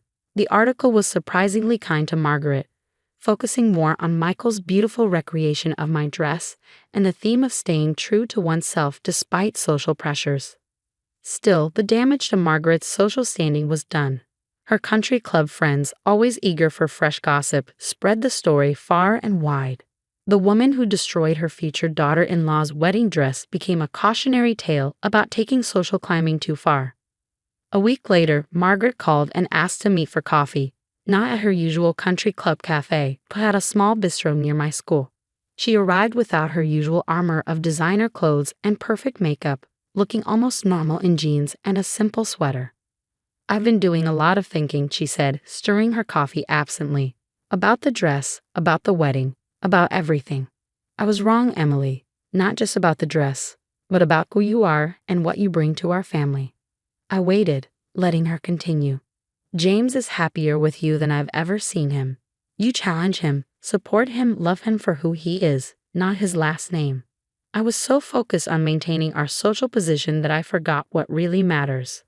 "And what's that?" I asked. "Family," she said simply. "Real family, not the artificial connections I've spent years cultivating at that club." We spent the next hour really talking for the first time.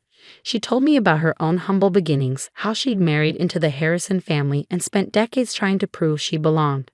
How her own mother-in-law had treated her with the same condescension she'd shown me. "I became exactly what I hated," she admitted. "I'm sorry, Emily, for everything." The wedding planning started fresh after that. Margaret still offered to help, but this time she listened more than she spoke. We found a new dress together, not the original department store one, but not a $15,000 designer gown either. Something in between, something that felt right. The ceremony was held in the garden of our first choice venue, not the country club Margaret had initially insisted on.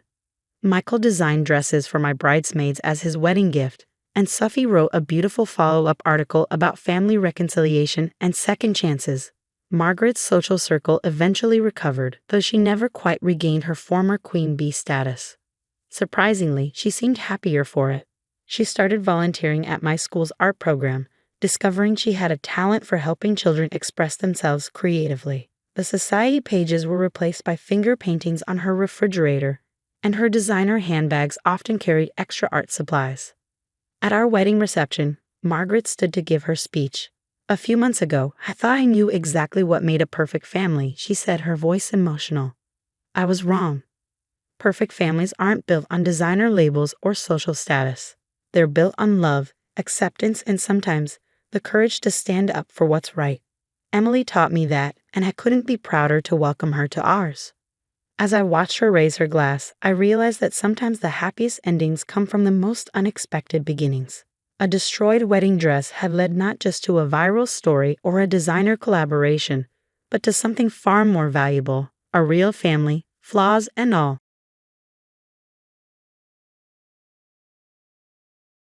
"Surprise, I sold your childhood home." My stepfather's voice crackled through the phone, dripping with satisfaction. "The new owners want to tear it down and build something modern. Not that it matters to you anymore." I gripped my phone tighter, my hand shaking as I stared at the familiar white fence and rose garden my mother had lovingly tended for 20 years. I'd driven by to check on the place, only to find a sold sign stabbed into our perfectly manicured lawn. My name is Amanda Wells, and at 35, I was watching my stepfather destroy the last piece of my mother's legacy, all while he gloated about it from 3 states away. You can't sell the house, Frank, I said, fighting to keep my voice steady. Mom left it to me in her will. His laugh was sharp, cruel. Oh, but I can. Your precious mother made one little mistake before she died. She never changed the deed. It's still in my name, sweetheart. Legally, I can do whatever I want with it. The roses my mother had planted were in full bloom, their pink petals catching the morning light. She'd spent every spring Saturday tending to them, teaching me the proper way to prune and care for each variety. Now Frank had sold them, along with every other memory this place held, without even warning me. You know she wanted me to have the house, I said. She told you that before she died. What your mother wanted doesn't matter anymore, Frank replied. She's been gone for 2 years, and I'm tired of holding on to this place just because you can't let go. Besides, you're doing well enough with your fancy lawyer job in Boston. You don't need a house in suburban Connecticut. What Frank didn't know, what I carefully kept from him for the past year, was that I'd been preparing for something exactly like this. My mother hadn't just told me she wanted me to have the house. She'd left me very specific instructions about Frank and what to do if he ever tried something like this. How much did you sell it for? I asked, keeping my tone casual. $750, he said proudly. Way more than your mother paid for it 25 years ago. See, I did you a favor. The property value couldn't have gone higher than this. I smiled, though he couldn't see it. That's interesting, Frank. Really interesting. What's that supposed to mean? His voice had lost some of its smugness. Oh, nothing, I said. I just think it's fascinating that you sold a house worth $1.2 million for only $750,000. The real estate market in this area is booming. Did you even get it appraised? There was a pause on his end. You're lying. The housing market is down. Actually, I'm not. But hey, it's your house to undersell, right? I'm sure you did your research before accepting the first offer that came along. I could almost hear him squirming. Listen here, you little. No, you listen, Frank. I cut him off. Mom might not have changed the deed, but she left me something much more valuable. All the documentation of your financial fraud during your marriage. The silence on the other end was deafening. What are you talking about? His voice had lost its edge. The offshore accounts, the money you embezzled from her business, the fake investment schemes you ran using her clients' information? Mom knew about all of it. She kept every piece of evidence, every document, every transaction record. And she left it all to me with very specific instructions about what to do if you ever tried to take what was rightfully mine. You're bluffing, he said, but I could hear the fear creeping into his voice. I pulled into the driveway of my childhood home, watching as the morning sun cast long shadows across the front porch where my mother and I used to share Sunday morning coffee. Remember that safe in Mom's office? The one you could never crack? I opened it last year. Want to know what I found inside? Frank's breathing had become heavy on the other end of the line. Here's what's going to happen, I continued. You're going to call the buyers and cancel the sale. You're going to transfer the deed to my name, just like Mom wanted. And you're going to do it all quietly and quickly. And why would I do that? He challenged, but his voice was weak. Because if you don't, every piece of evidence Mom collected goes straight to the FBI. I wonder how many years of tax evasion and fraud they'll find once they start digging. You wouldn't dare, he whispered. Try me, I replied. You have 48 hours, Frank. Oh, and one more thing. Mom left instructions about what to do with the evidence even if you do comply. If anything happens to me, if you try to retaliate in any way, everything gets sent to the authorities automatically. I've made sure of that. I ended the call and sat in my car, looking at the house I'd grown up in. Mom had known Frank would try something like this eventually. She prepared me, protected me, even from beyond the grave. I won't let him take your home, Mom, I whispered, touching the locket around my neck that held her picture. I promise. The next move was Frank's, but for the first time since my mother's death, I felt like I had the upper hand. He'd always underestimated me, just like he underestimated my mother. Now he was about to learn that the women in our family weren't as helpless as he thought. I had 48 hours to wait, but I wasn't worried. The evidence in that safe was just the tip of the iceberg. Mom had been much smarter than Frank ever gave her credit for, and so was I. The next 24 hours were a whirlwind of activity. Frank, predictably, tried every trick in his book to wriggle out of the situation. First came the angry calls, then the threats, followed by attempts at emotional manipulation. "Your mother would be ashamed of you," he snarled in his third voicemail. "Using blackmail against your own family?" I let out a bitter laugh as I deleted the message. Family? Frank had never treated me like family. From the moment he married my mother, I was just an inconvenience, a reminder of her past that he couldn't erase. My phone buzzed again, this time with a text from my best friend Diana, who also happened to be a real estate attorney. "Just got off the phone with Frank's lawyer. They're scrambling." I smiled, remembering how my mother had always told me to keep good friends and better records. Diana had been helping me piece together Frank's financial misdeeds for the past year, carefully building an airtight case while he remained blissfully unaware. The doorbell rang, interrupting my thoughts. Through the peephole, I saw Mrs. Henderson, our elderly neighbor who lived next door for 30 years. I opened the door to find her clutching a manila envelope. "Amanda, dear," she said, stepping inside. "I have something you need to see. I've been holding on to it since your mother passed." We sat at the kitchen table, the same one where Mom and I had shared countless meals, as Mrs. Henderson pulled out a stack of papers. "Your mother came to me about 6 months before she died," she explained, spreading the documents across the table. "She knew Frank was up to something, but she was too sick to fight him then. She asked me to be a witness." The papers were additional evidence of Frank's fraudulent activities. Copies of forged checks, altered bank statements, and emails discussing illegal transactions. But what caught my eye was a handwritten letter from my mother, dated just weeks before she passed. "My dearest Amanda," it began, "if you're reading this, then Frank has finally shown his true colors. I'm sorry I couldn't protect you from him while I was alive, but I made sure you have everything you need to protect yourself after I'm gone." Tears blurred my vision as I read her words. Even in her final days, she'd been thinking ahead, planning, making sure I would be okay. Mrs. Henderson patted my hand. "She was a brilliant woman, your mother. Frank never saw it because he was too busy thinking he was the smartest person in the room. But she documented everything." My phone buzzed again. Another text from Diana. "Frank's lawyer is requesting an urgent meeting. Tomorrow morning, their office. Want me to handle it?" I looked at the fresh evidence Mrs. Henderson had brought, then at my mother's letter. "No," I replied. "I want to be there. It's time Frank faced me directly." The next morning, I walked into the law office wearing my mother's favorite power suit and her locket around my neck. Frank was already there, looking significantly less smug than he had during our phone call. His lawyer, a sleek man in an expensive suit, sat beside him with a concerned expression. "Miss Wells," the lawyer began, "we've reviewed your claims and would like to discuss a resolution." I sat down, placing my briefcase on the table. "The resolution is simple. Frank cancels the house sale and transfers the deed to me, as my mother wanted." "Now see here," Frank started, but his lawyer held up a hand to silence him. "The situation is more complicated than that," the lawyer continued. "Mr. Davidson has already entered into a legally binding contract with the buyers." I opened my briefcase and pulled out a folder. "Then he can explain to them why he tried to sell a property that was obtained through fraudulent means. I'm sure they'd be interested in these documents." Frank's face turned red. "You're bluffing. You can't prove anything." I started laying out papers one by one. Bank statements showing transfers to offshore accounts.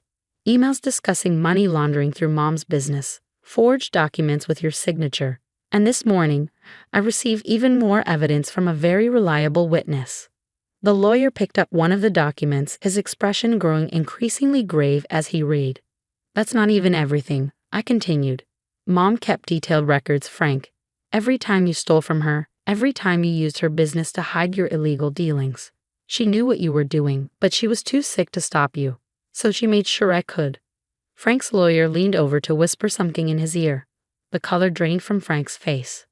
"What do you want?" he asked, his voice hoarse. "I told you what I want. Cancel the sale. Transfer the deed to me, and then stay out of my life forever." "And if I do this, what happens to those documents?" I smiled, channeling my mother's strength.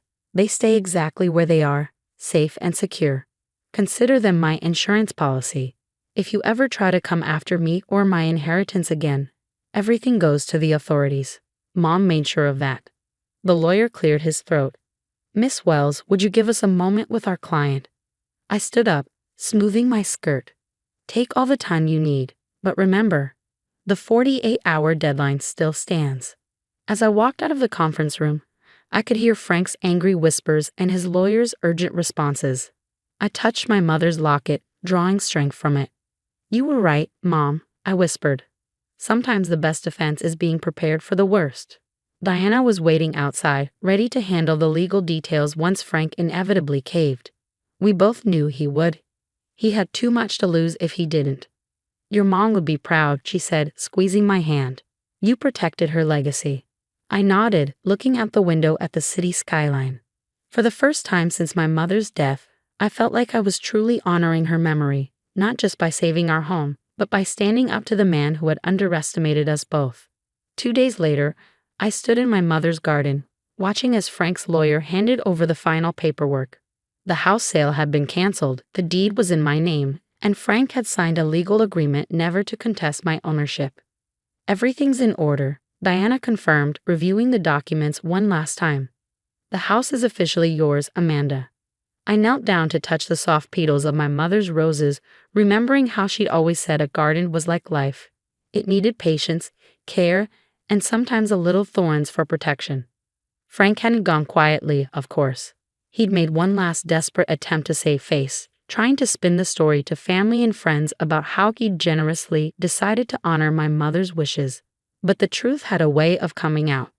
My Aunt Susan, my mother's sister, called me that evening as I was settling back into my childhood home. I always knew Frank was no good, she said, her voice tight with anger. The way he treated you after your mother got sick, pushing you away when she needed you most. I should have said something sooner. It's not your fault, Aunt Susan, I replied, running my hand along the familiar kitchen counter.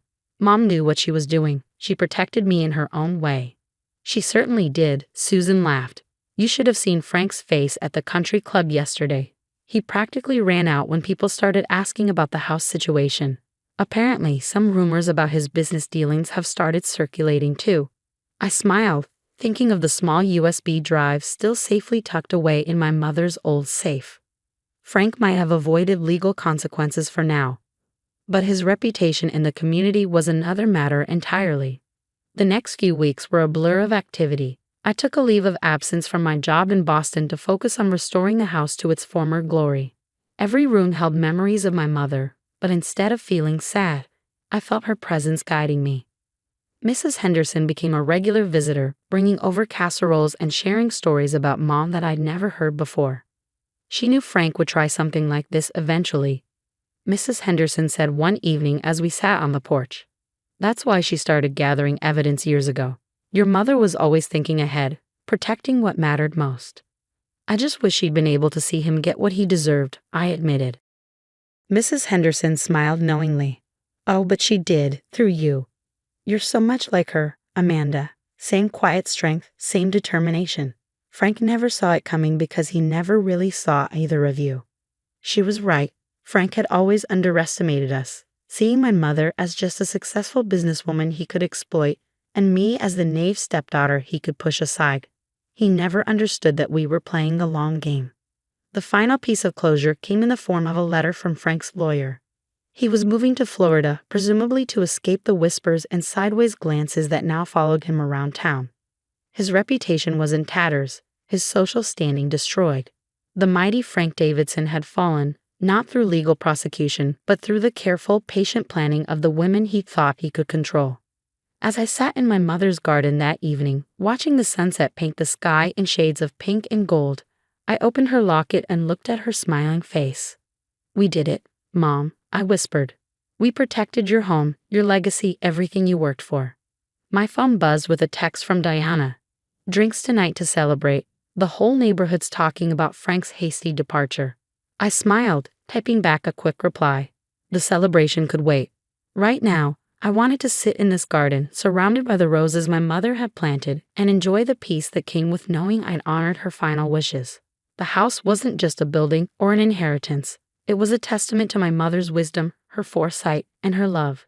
She'd known that sometimes the best revenge wasn't a dramatic confrontation or a legal battle. but simply being prepared and patient enough to let someone's true nature reveal itself. Frank had thought he was selling a house. What he'd really done was prove everything my mother had ever said about him. And in trying to take her last gift to me, he'd lost everything he truly cared about: his reputation, his social status, and his illusion of control. As the evening settled around me, I felt a sense of completion.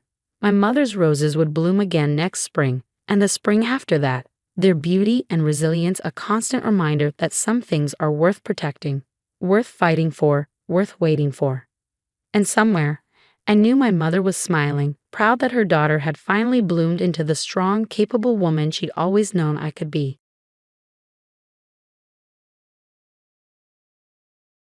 And she was really pretty, Mommy. She had long red hair, and Daddy bought her a sparkly necklace. Emma continued, innocently spooning her pasta as my husband David's face grew increasingly pale.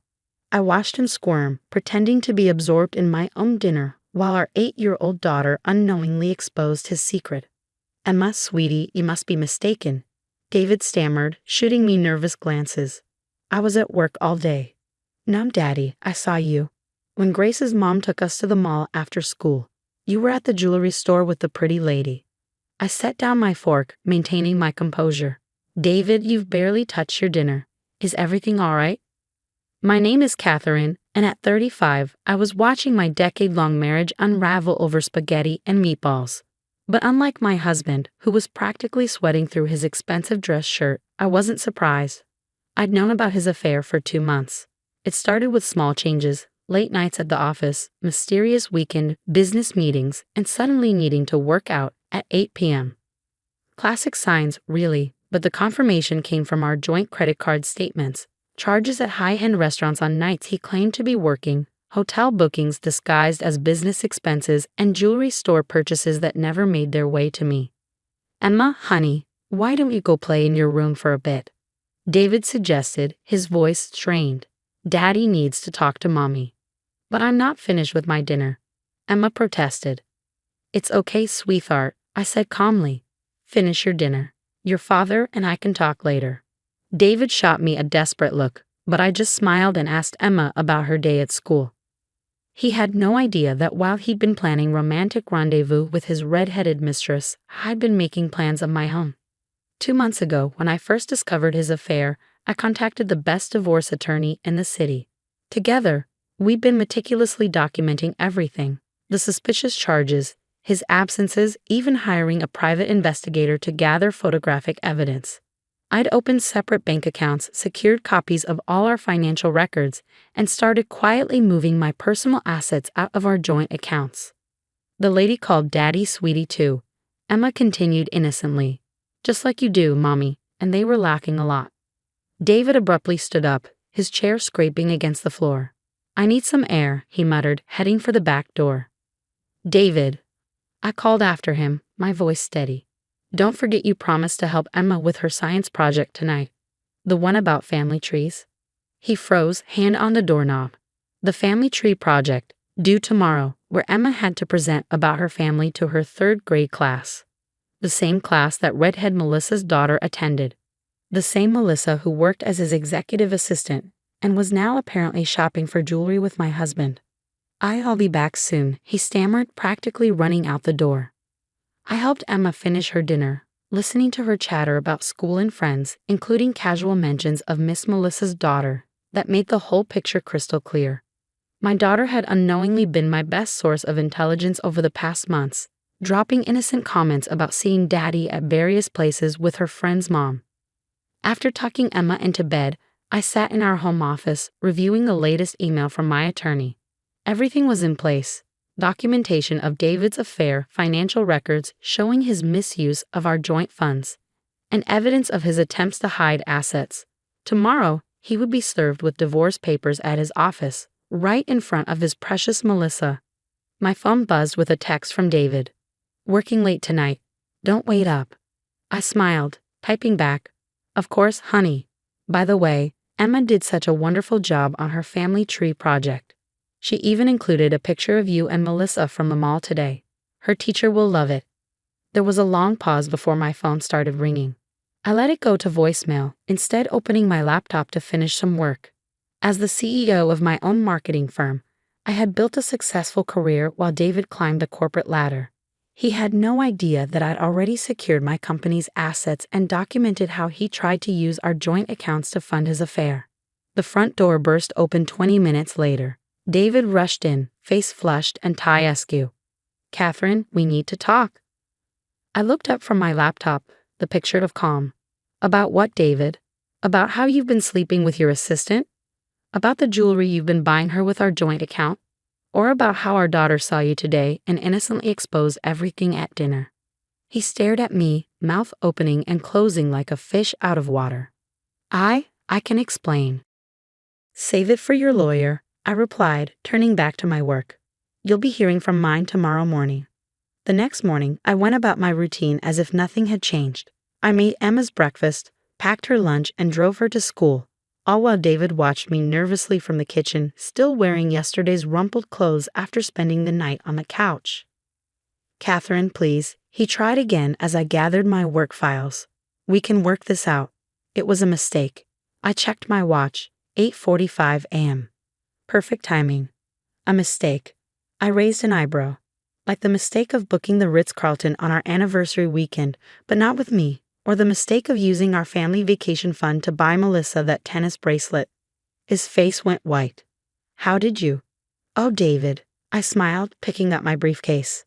"I know everything, and in about 15 minutes, your entire office will too." I hadn't built my marketing firm from the ground up without learning how to time things perfectly.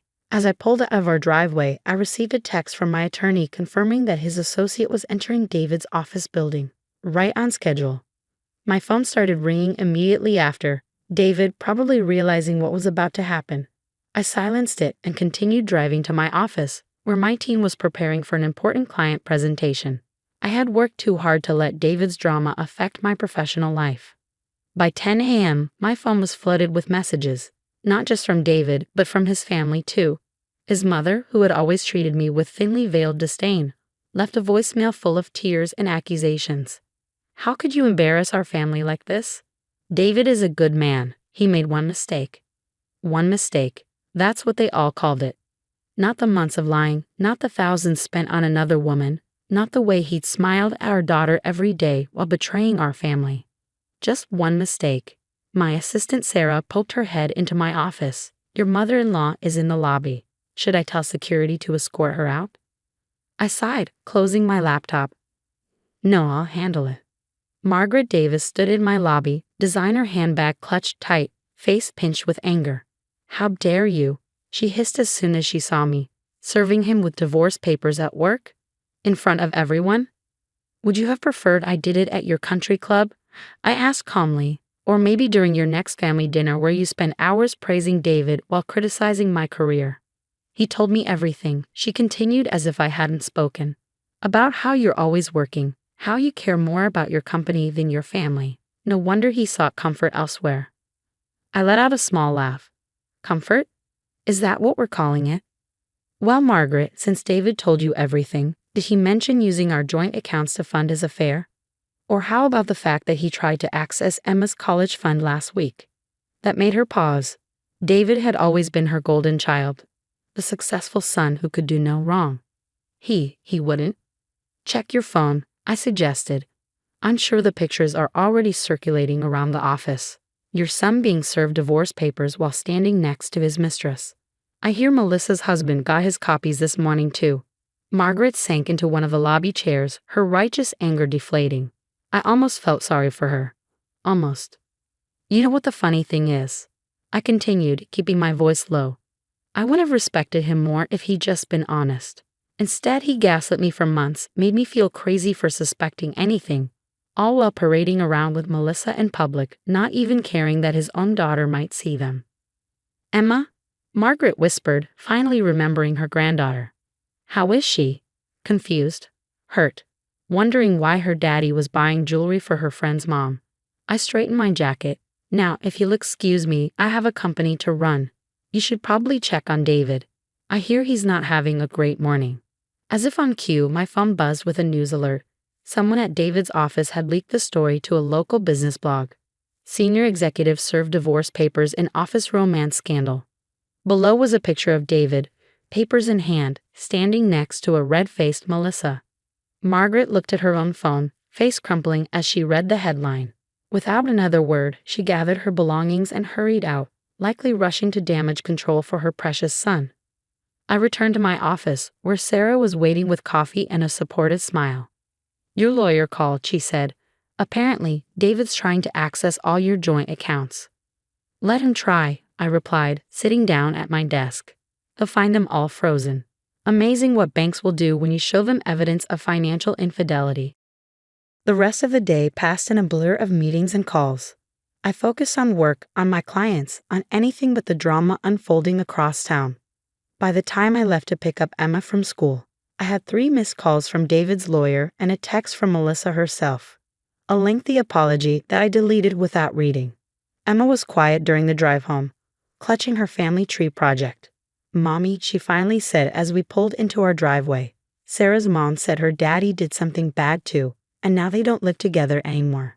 Is that going to happen to us?" I parked the car, turning to face my daughter.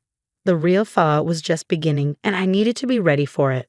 "Sometimes, sweetie," I said carefully, "grown-ups make choices that change everything. But no matter what happens, I promise you'll always be loved." She nodded, her small face serious. "Can we have pizza for dinner?" I smiled, grateful for the resilience of children. "Yes, we can have pizza. And maybe ice cream too." As we walked into the house, I saw David's car approaching. Time for the next round. But this time, I was ready. I had always been ready. David stood on our doorstep, looking disheveled in his usually immaculate suit. "Catherine, please, just give me 5 minutes." I glanced at Emma, who was already settling in the living room with her homework. 5 minutes. Outside. We stepped onto the porch, maintaining a careful distance between us. The man I'd spent 10 years loving now looked like a stranger, his polished facade crumbling under the weight of his exposed lies. "You've ruined everything," he started, running his hands through his hair. "My reputation, my career. Melissa's husband is threatening to sue the company." I couldn't help but laugh. "I ruined everything. That's rich, David. Tell me, when exactly did I force you to sleep with your assistant, or make you spend our money on her? Or perhaps I somehow made you lie to our daughter?" "It wasn't like that," he protested. "Things with Melissa just happened. We were working late one night." "Save the cliches." I cut him off.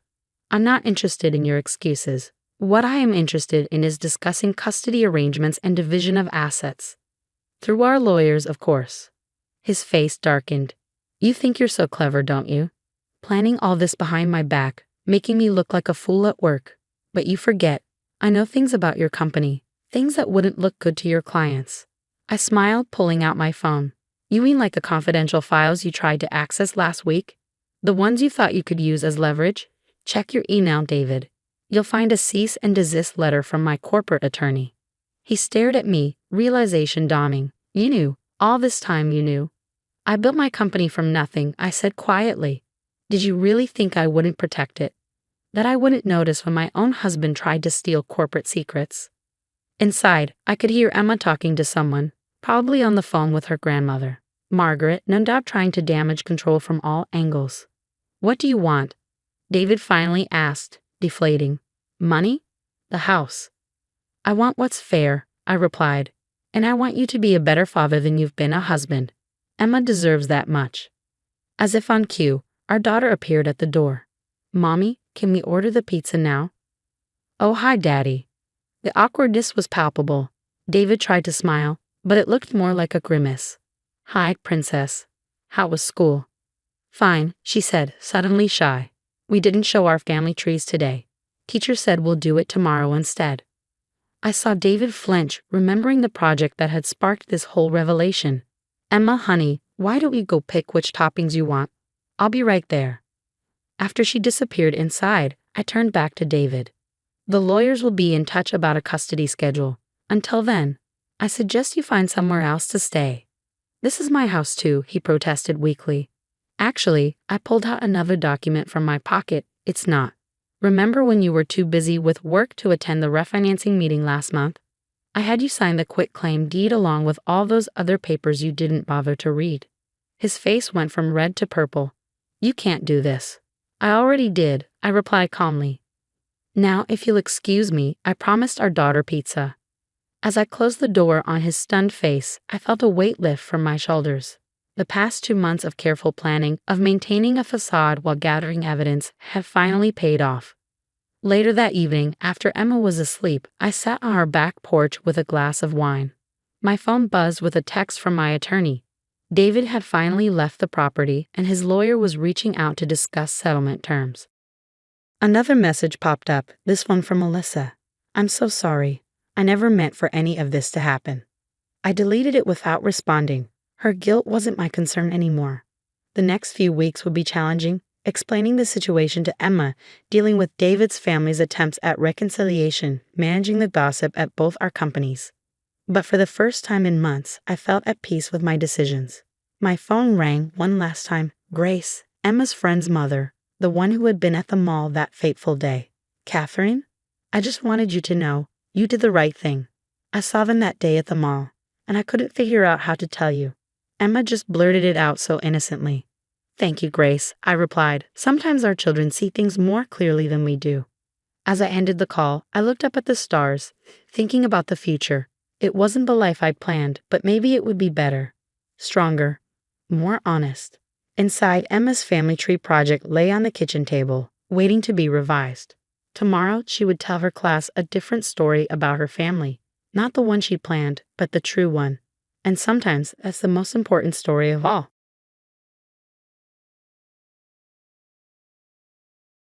"These are just taking up space," Amanda sneered, gesturing to the empty shelves in my bedroom where my mother's gifts had once stood. "I did you a favor, really. Time to stop living in the past." My name is Sophie Matthews, and at 21, I just discovered my stepmother had thrown away every gift my late mother had left me. The handmade jewelry box she'd crafted during her final months, the letters she'd written for each of my birthdays, the photo albums she'd carefully curated, all gone. I gripped the doorframe of my childhood bedroom, forcing myself to remain calm. "When?" I managed to ask, though I already knew the answer. It had to have been during my final exams when I couldn't come home for 3 weeks. "Last Thursday," Amanda said, examining her perfectly manicured nails. "The garbage collectors took everything. Your father agreed it was for the best. You need to move on, Sophie. It's been 5 years. 5 years since cancer took my mother. 5 years since Amanda swooped in to help my grieving father. 4 years since their rushed wedding. And now, standing in my stripped-down bedroom, I felt a strange sense of calm. Because what Amanda didn't know, what she couldn't know, was that I'd been expecting something like this. "Thank you," I said quietly, watching confusion flicker across her face. She'd expected tears, pleading, maybe even anger. Instead, I smiled. "Thank you," she repeated, thrown off balance by my reaction. "Yes, thank you for showing me exactly who you are." I walked to my closet, pulling out my laptop bag. "Is there anything else you've thrown away while I was gone? Any other favors you'd like to tell me about?" Amanda's eyes narrowed. "Don't take that tone with me. I'm your mother now." "Stepmother," I corrected firmly, "and you've never let me forget it." The memory of my real mother's last days flooded back. She'd been so weak, but her mind had remained sharp. "Sophie," she'd said, holding my hand, "I know you better than anyone. You're smart like me. You see things others miss. Promise me you'll use that gift." I had used it.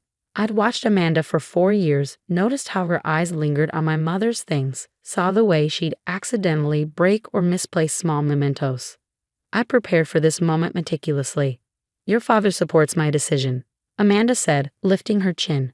"He agrees it's time for you to grow up." "Where is Dad?" I asked, though again, I knew the answer. "Business trip to Chicago. He'll be back next week." She smiled, probably thinking she had me cornered. No witnesses, no immediate backup. I nodded, pulling out my phone. Perfect timing, as usual. I started typing a message.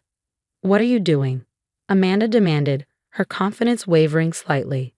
"Texting Mrs. Harrison, our next-door neighbor. The one who helped me pack up all Mom's most precious gifts last month." I watched the color drain from Amanda's face.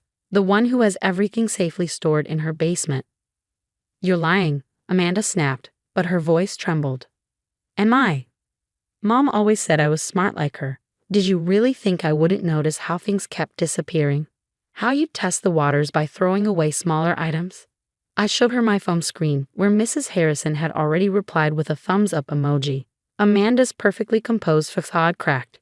Your father will be very interested in the documentation I've kept, I continued calmly. Every missing item, every accident, all carefully noted and photographed. Mom taught me the importance of keeping good records.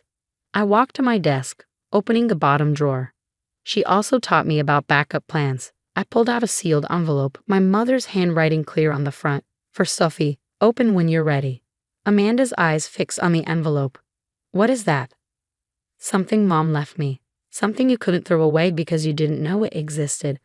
I tucked the envelope into my bag. I've been waiting to open it until I was sure, really sure, about what kind of person you are. Thank you for making that crystal clear today. The look on Amanda's face shifted from shock to fear. She knew she'd miscalculated, but she didn't know how badly. Not yet. Sophie, she started, her voice taking on the sickly sweet tone she used when trying to manipulate situations. I was only thinking of your well-being. Those old things were holding you back. Save it? I cut her off. I'm leaving now. I'll be staying with Mrs. Harrison until Dad returns. And when he does, I smiled again, watching her squirm. Well, we'll have quite a story to tell him, won't we? As I walked out of my childhood home, Amanda called after me, her voice tinged with desperation. But I didn't turn back. My mother had taught me many things before she died, but perhaps the most important lesson was this. Sometimes the best revenge isn't immediate confrontation, but careful preparation. I patted my bag, feeling the envelope inside. Whatever Mom had left me in that letter, I knew now was the perfect time to find out. Amanda had just played right into my hands, thinking she was destroying my mother's legacy. Instead, she'd given me exactly the opening I'd been waiting for. Mrs. Harrison was already on her porch, waiting for me with a knowing smile. Ready to put your mother's plan into action, dear? She asked as I approached. I nodded, finally letting myself feel the full weight of the moment. More than ready, Mrs. Harrison. Mom always said timing was everything. And as I followed her inside, I couldn't help but think about how proud my mother would be. She taught me well, to watch, to wait, and most importantly, to be prepared. Amanda had no idea what was coming, but she was about to learn a valuable lesson about underestimating a daughter's love for her mother. Mrs. Harrison's basement was like stepping into a time capsule of my mother's love. Every gift, every letter, every precious memory that Amanda thought she destroyed was carefully preserved here, protected by someone who'd known my mother since before I was born. Your mother was a brilliant woman, Mrs. Harrison said, watching me run my fingers over the familiar jewelry box. She knew exactly what Amanda was like, even before the wedding. I settled onto an old armchair, finally ready to open the envelope I'd carried all these years. My hands trembled slightly as I broke the seal, and a collection of papers slipped out. The first was a letter, written in my mother's elegant handwriting. My dearest Sophie, if you're reading this, then you've finally seen Amanda's true colors. I knew this day would come. She's not as clever as she thinks she is. I watched her circling your father at the hospital, wearing her sympathy like a designer coat. I knew what she was, but I also knew you need to discover it for yourself. What you don't know, what she doesn't know, is that I've left you more than just memories. The gifts she's so eager to destroy, they're decoys, sweetheart. The real inheritance is something she can't touch. My heart pounded as I unfolded the second document. It was a deed to a property I'd never known existed, along with bank statements showing a trust in my name that would mature on my 21st birthday, which was exactly 1 week away. Your grandmother's lake house, Mrs. Harrison explained, smiling at my shocked expression. Your mother transferred it to a trust before she died. Amanda has no idea it exists. Your father signed off on it when your mother was sick, but I don't think he even remembers. He was so grief-stricken then. The lake house. I had childhood memories of summers spent there, but I thought it had been sold years ago. Instead, my mother had quietly secured it for me, along with enough money to ensure I'd never have to depend on Amanda's false generosity. There's more, Mrs. Harrison added, pulling out a folder of her own. I've been keeping records too. Every nasty comment Amanda's made, every time she's tried to erase your mother's memory, and more importantly, every questionable expense she's charged to your father's accounts. I leafed through the documentation, my eyes widening. Designer clothes, secret spa weekends, transfers to an account I didn't recognize, all hidden under business expense labels that my father, in his distraction, had never questioned. Mom knew, I whispered, reading further into her letter. She knew Amanda would try to take everything. Your mother was protecting you the only way she could, Mrs. Harrison said softly, by giving you the tools to protect yourself when the time came. My phone buzzed, another frantic text from Amanda. Your father's flying home early. Please come back so we can talk about this like adults. I showed the message to Mrs. Harrison, who chuckled. She's panicking. Good, let her sweat it out. I spent the next few hours going through everything my mother had left me. The trust wasn't just money. It was carefully structured to provide for my education, housing, and even seed money for a business if I wanted it. She thought of everything. What are you going to do? Mrs. Harrison asked as evening approached. I held up my mother's letter, which ended with words that made my heart swell. Remember, Sophie, the best revenge isn't about destruction. It's about rising above, about building something beautiful from what others try to destroy. Show them what you're made of, my clever girl. Show them what a daughter's love can do. I'm going to do exactly what Mom suggested. I replied, pulling out my phone to send Amanda one final message. Don't bother having Dad come home early. When he arrives, we'll all sit down together. I have quite a few documents to share, including Mom's letter, your shopping sprees, and the trust fund details. Hope you're ready for an interesting conversation. Amanda's response was immediate. Please, we can work something out. I'll replace all the gifts. But I didn't reply. Instead, I turned to Mrs. Harrison. Would you like to help me plan a housewarming party? I think the lake house could use some new memories. She grinned, already reaching for her address book. Your mother would be so proud of you right now. Looking around at the preserved gifts, the documented evidence, and the future my mother had carefully planned for me, I felt a deep sense of peace. Amanda thought she destroyed my mother's legacy today. Instead, she triggered the unveiling of my mother's greatest gift, the gift of freedom from her influence. The next few days would be interesting, to say the least. But for now, sitting in Mrs. Harrison's basement surrounded by proof of my mother's love and foresight, I could almost hear her laughing. She outplayed Amanda from beyond the grave, and the game was only just beginning. The day my father returned home, I was ready. Mrs. Harrison accompanied me as moral support, carrying a folder of evidence that would change everything. As we approached the house, I could see Amanda pacing in the living room window, her perfectly maintained facade finally showing cracks. My father opened the door before we could knock, looking tired and confused. Sophie? Mrs. Harrison. What's going on? Amanda's been calling me nonstop about some misunderstanding. Oh, there's no misunderstanding, I said calmly, walking past him into the house. Let's all sit down. There's quite a lot to discuss. Amanda stood in the corner of the living room, her arms crossed defensively. John, I can explain everything. Sophie's just being dramatic. Dramatic? Mrs. Harrison interrupted, setting her folder on the coffee table. Is that what you call destroying a dead woman's gifts to her daughter? My father's face paled. What gifts? What's going on? I took out my mother's letter first. Dad, you should read this. Mom wrote it before she died. She saw all of this coming. As he read, his hands began to shake. Amanda tried to peer over his shoulder, but he moved away from her, sinking into his armchair. When he looked up, his eyes were filled with tears. The lake house, he whispered. I'd completely forgotten about signing those papers. Your mother said it was important, but I was so lost back then. That's right, I said softly. And while you were lost, Amanda was busy planning. Should we show him the expense reports, Amanda? The secret account? The designer shopping sprees hidden as business expenses. Amanda's face went from pale to red. Those are lies. John, you can't believe. Everything's documented, Mrs. Harrison cut in, opening her folder. Every transaction, every hidden purchase. Your mother was an accountant, Sophie. She taught me exactly what to look for. My father spent the next hour going through everything.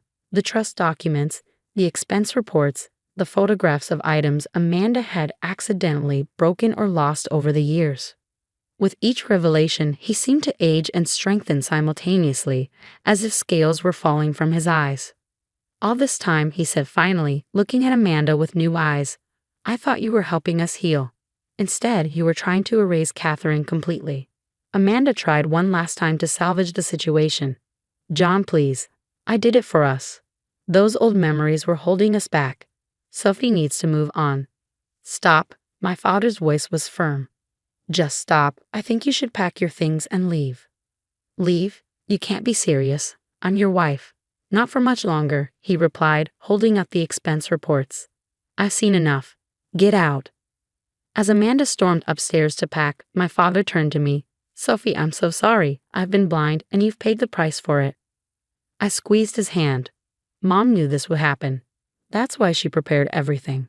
She was protecting us both. The lake house, he said thoughtfully. We had such good summers there. We can have them again, I suggested. I'm planning a housewarming party. Would you like to come? He smiled, really smiled for the first time in what felt like years. I'd love that. The next few weeks were a whirlwind of change. Amanda moved out, divorce proceedings began, and I started renovating the lake house. With each box of my mother's preserved gifts that we moved in, the house came alive with memories and new possibilities. The housewarming party was everything I could have hoped for. Old family friends, my father looking years younger, and Mrs. Harrison beaming with pride as she helped arrange Mom's restored gifts around the house. We even found Mom's old recipe box and recreated her famous summer barbecue. You know, Mrs. Harrison said, as we watched the sunset from the deck, your mother told me once that love doesn't die with a person. It lives on in the plans they make, the lessons they teach, and the strength they inspire.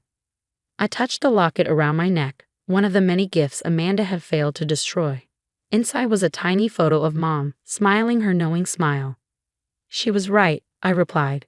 Amanda thought she could erase Mom's presence from our lives, but she actually helped reveal just how deep Mom's love went. She protected us even after she was gone. My father joined us, holding a glass of Mom's favorite wine. To Catherine, he said, raising his glass. The smartest woman I ever knew, and the mother who never stopped looking out for her daughter. As we toasted, I looked around at the lake house, my house now, filled with love, laughter, and carefully preserved memories. Amanda had tried to destroy my mother's legacy, but instead, she helped reveal its true strength. Some gifts, I realize, are simply too powerful to be thrown away. Mom had given me more than just material things. She'd given me the wisdom to wait, the strength to stand firm, and the courage to build something beautiful from attempted destruction. And as I watched the sunset over the lake she loved so much, I knew she was still with us, still teaching us, still loving us, in every memory we'd saved and every new one we'd create.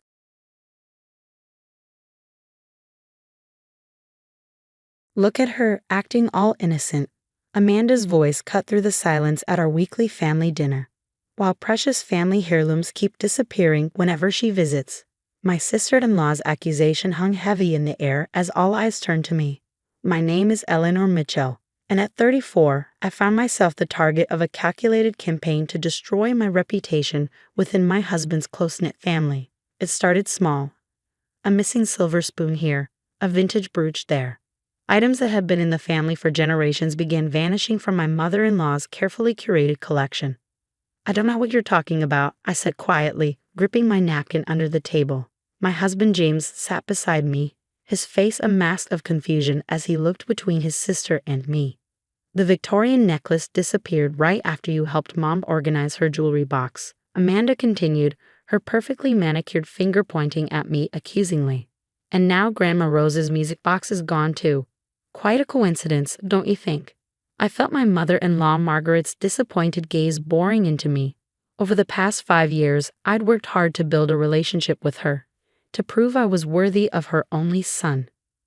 Now, with each of Amanda's words, I could see that relationship crumbling. That's ridiculous, James started, but Amanda wasn't finished. Is it, James? Haven't you noticed how our family pieces keep vanishing whenever your wife is around? She probably sells them online. Have you checked her browsing history? The suggestion that I would steal from my own family made my blood boil. But before I could defend myself, Margaret spoke up. The emerald earrings my mother left me disappeared last month, she said softly, her voice trembling. Right after Eleanor helped me clean the master bedroom. I stared at her in disbelief. Margaret, I would never. Show us your phone, Amanda demanded, standing up. Let's see your selling history right now. I don't have to prove anything to you, I replied, my voice steady despite my racing heart. I haven't taken anything. See? Amanda's triumphant smile made my stomach turn. She won't even defend herself. Guilt written all over her face. The next few weeks were a nightmare. Amanda's accusations spread through the family like wildfire. Cousins stopped inviting us to gatherings. Aunts clutched their purses tighter when I walked by. Even James's father, normally my strongest supporter, began giving me doubtful looks. James tried to stand by me, but I could see the seed of doubt Amanda had planted growing in his mind. Maybe if you just let them check your phone, he suggested one evening, just to clear the air. I shouldn't have to prove my innocence, I snapped, hurt that he would even consider his sister's accusations. I'm your wife, James, don't you know me at all? The final straw came during the preparation for the annual family reunion.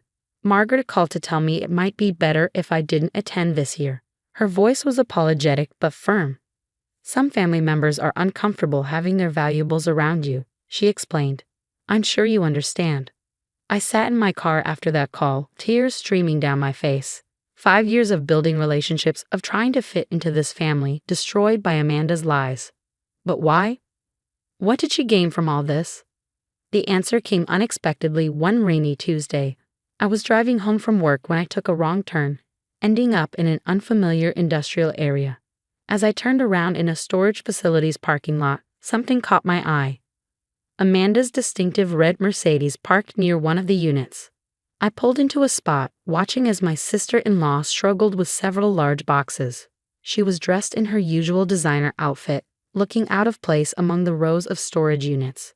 Something about her secretive behavior set off alarm bells in my mind. Making sure she couldn't see me, I waited until she left before approaching the unit. The padlock was new, the unit number matching the one written on the box she'd been carrying. I took several photos with my phone, including close-ups of the unit number and Amanda's car leaving the facility. That evening, I did something I'd never done before. I started digging into Amanda's life. Social media posts, public records, anything I could find. What emerged was a pattern I hadn't noticed before.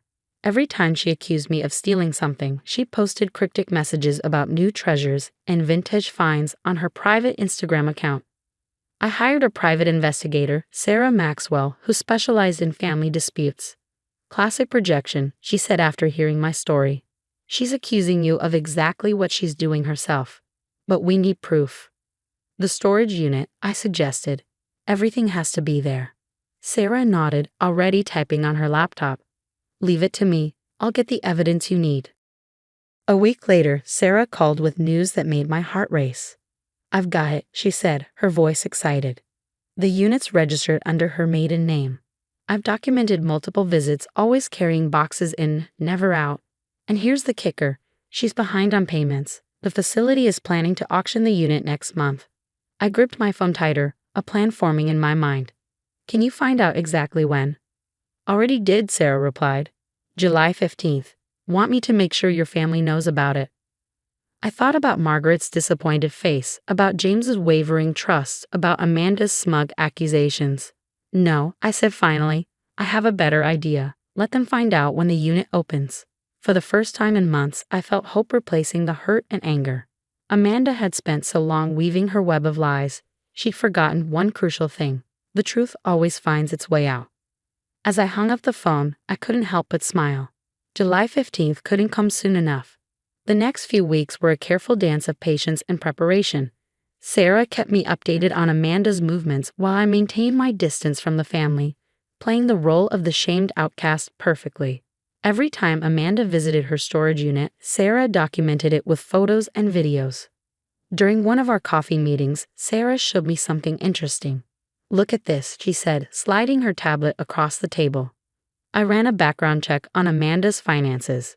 She's been making regular payments to multiple storage facilities across the city. My eyebrows shot up as I scrolled through the documents. 5 different units. Why would she need so many? My guess? Sarah leaned forward, lowering her voice. She's not just stealing from your family. This could be a pattern going back years. The revelation hit me like a thunderbolt. I remembered holiday gatherings at friends' homes where Amanda had helped organize, only to hear later about missing items. Even her ex-husband's family had mentioned disappearing heirlooms after their divorce. She's a collector, I breathed, finally understanding. She's not selling anything, she's keeping it all. Sarah nodded grimly.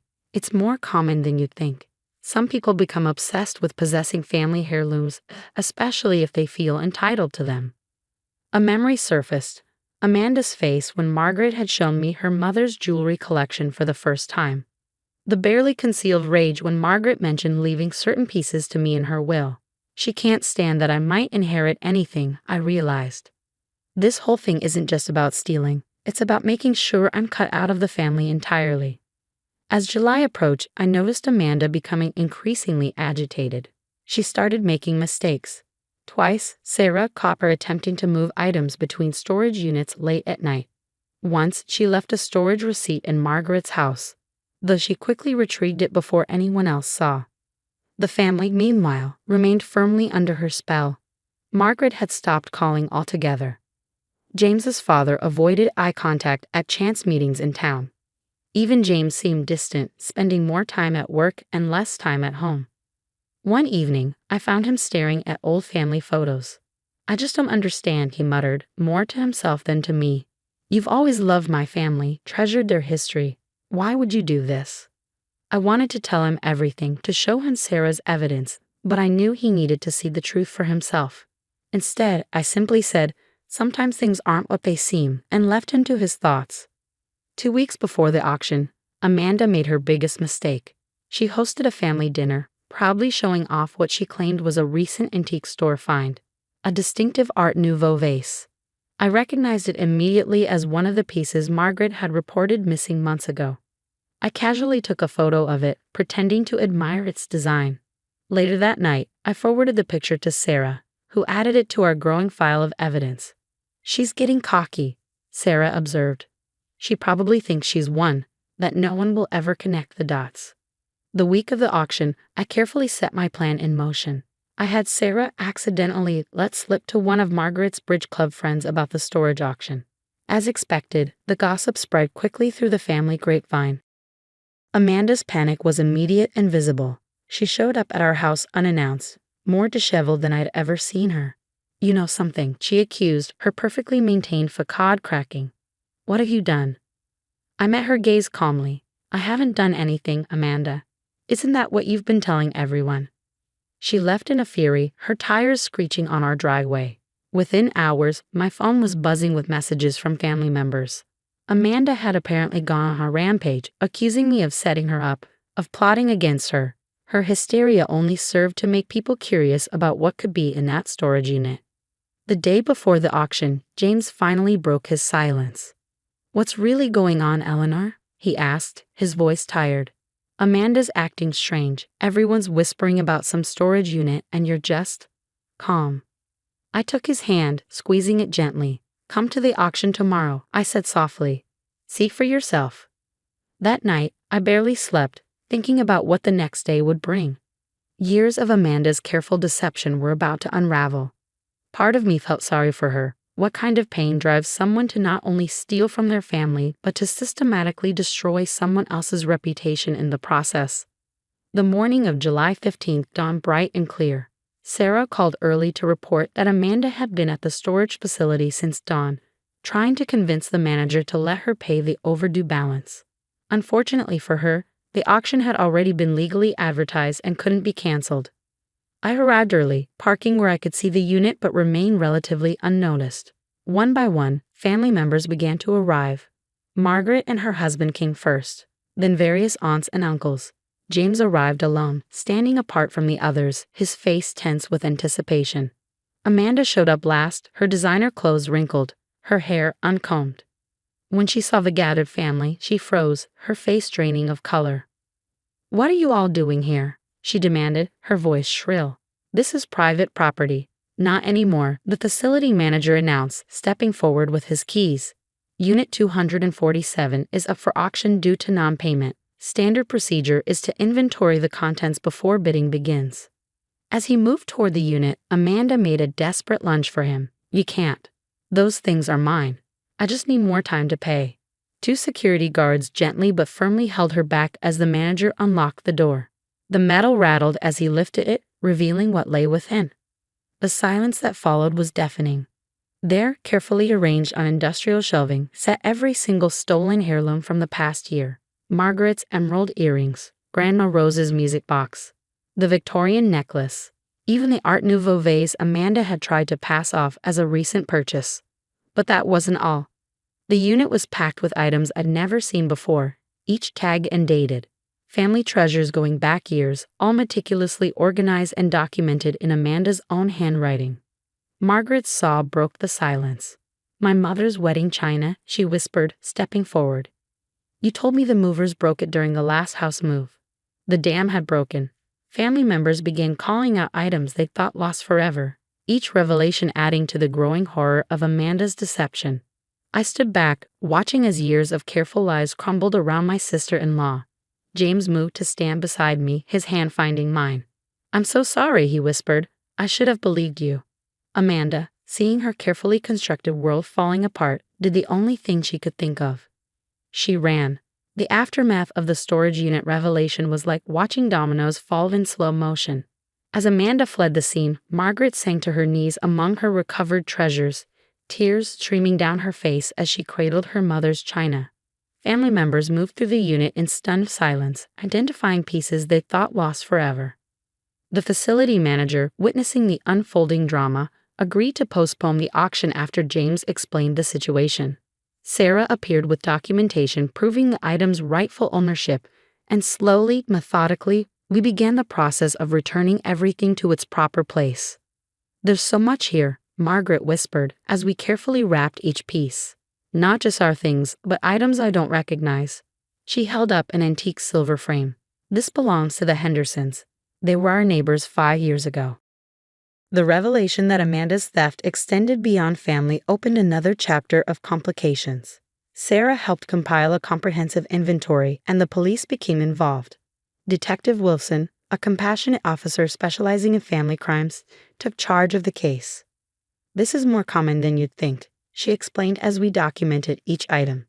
"Sometimes it's about money, but more often it's about control and possession. Your sister-in-law appears to have been collecting these items for years."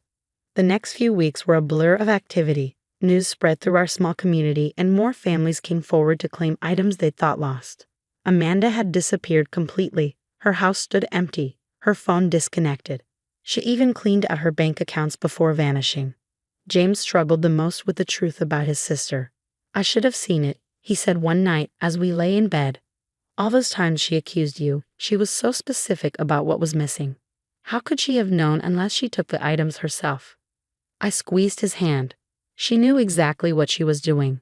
She used your trust in her to blind you to the truth." The family's attitude toward me shifted dramatically. Apologies poured in, along with invitations to dinners and events. Margaret, in particular, seemed determined to make amends. She invited me to lunch one afternoon, just the two of us. "I failed you," she said, her eyes welling with tears. "I let Amanda manipulate me into doubting someone who has only ever shown love for this family.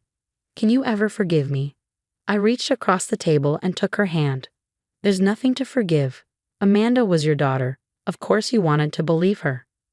"But you're my daughter too," she insisted, "and I forgot that when it mattered most." The healing process was gradual. Trust, once broken, takes time to rebuild. But slowly, the family began to come together again, stronger for having weathered this storm.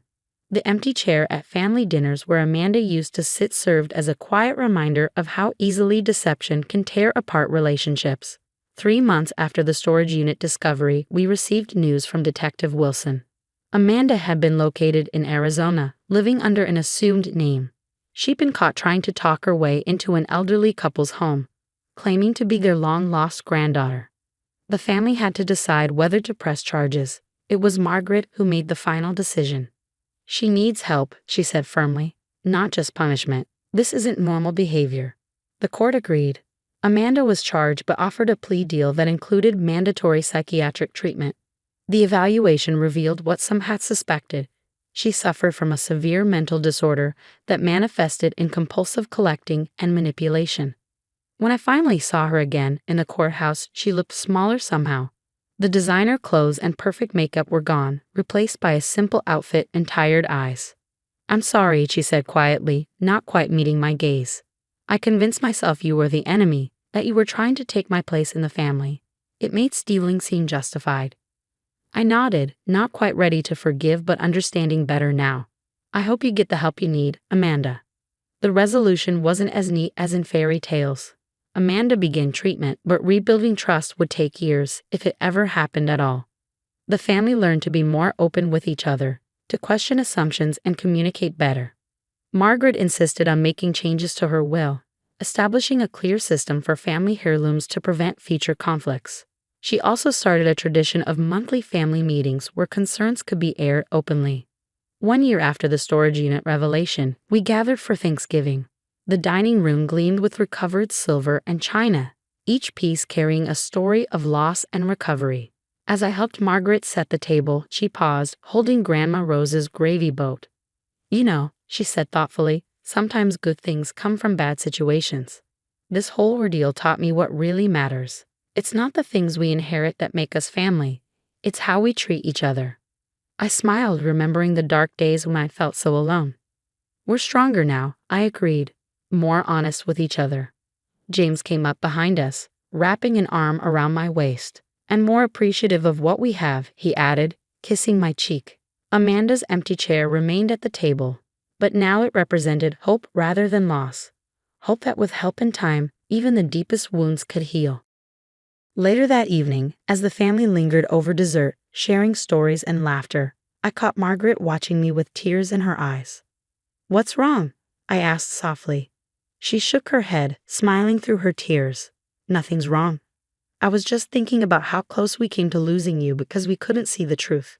Promise me something, Eleanor? Anything. Never let anyone make you doubt your place in this family again. You're not just my son's wife. You're my daughter, and you always will be. I hugged her tightly, feeling the last pieces of hurt melt away. The storage unit revelation had done more than just expose Amanda's deception. It had shown us all the true meaning of family. As I looked around the table at these people who had doubted me and then fought to make amends, I realized that sometimes the happy ending isn't about everything being perfect. Sometimes it's about learning to love more wisely, trust more carefully, and forgive more freely. Amanda's storage unit had hidden more than just stolen heirlooms. It had concealed lessons about family, trust, and redemption that none of us would ever forget. The next morning, as I helped Margaret carefully pack away the holiday china, she handed me a small box. Inside was her mother's emerald ring, one of the pieces we'd recovered from the storage unit. This belongs to you now, she said firmly, not because you proved yourself, you never should have had to do that, but because you showed us all what real family loyalty looks like. I slipped the ring onto my finger, a perfect fit. Like our family, not without flaws, but precious all the same.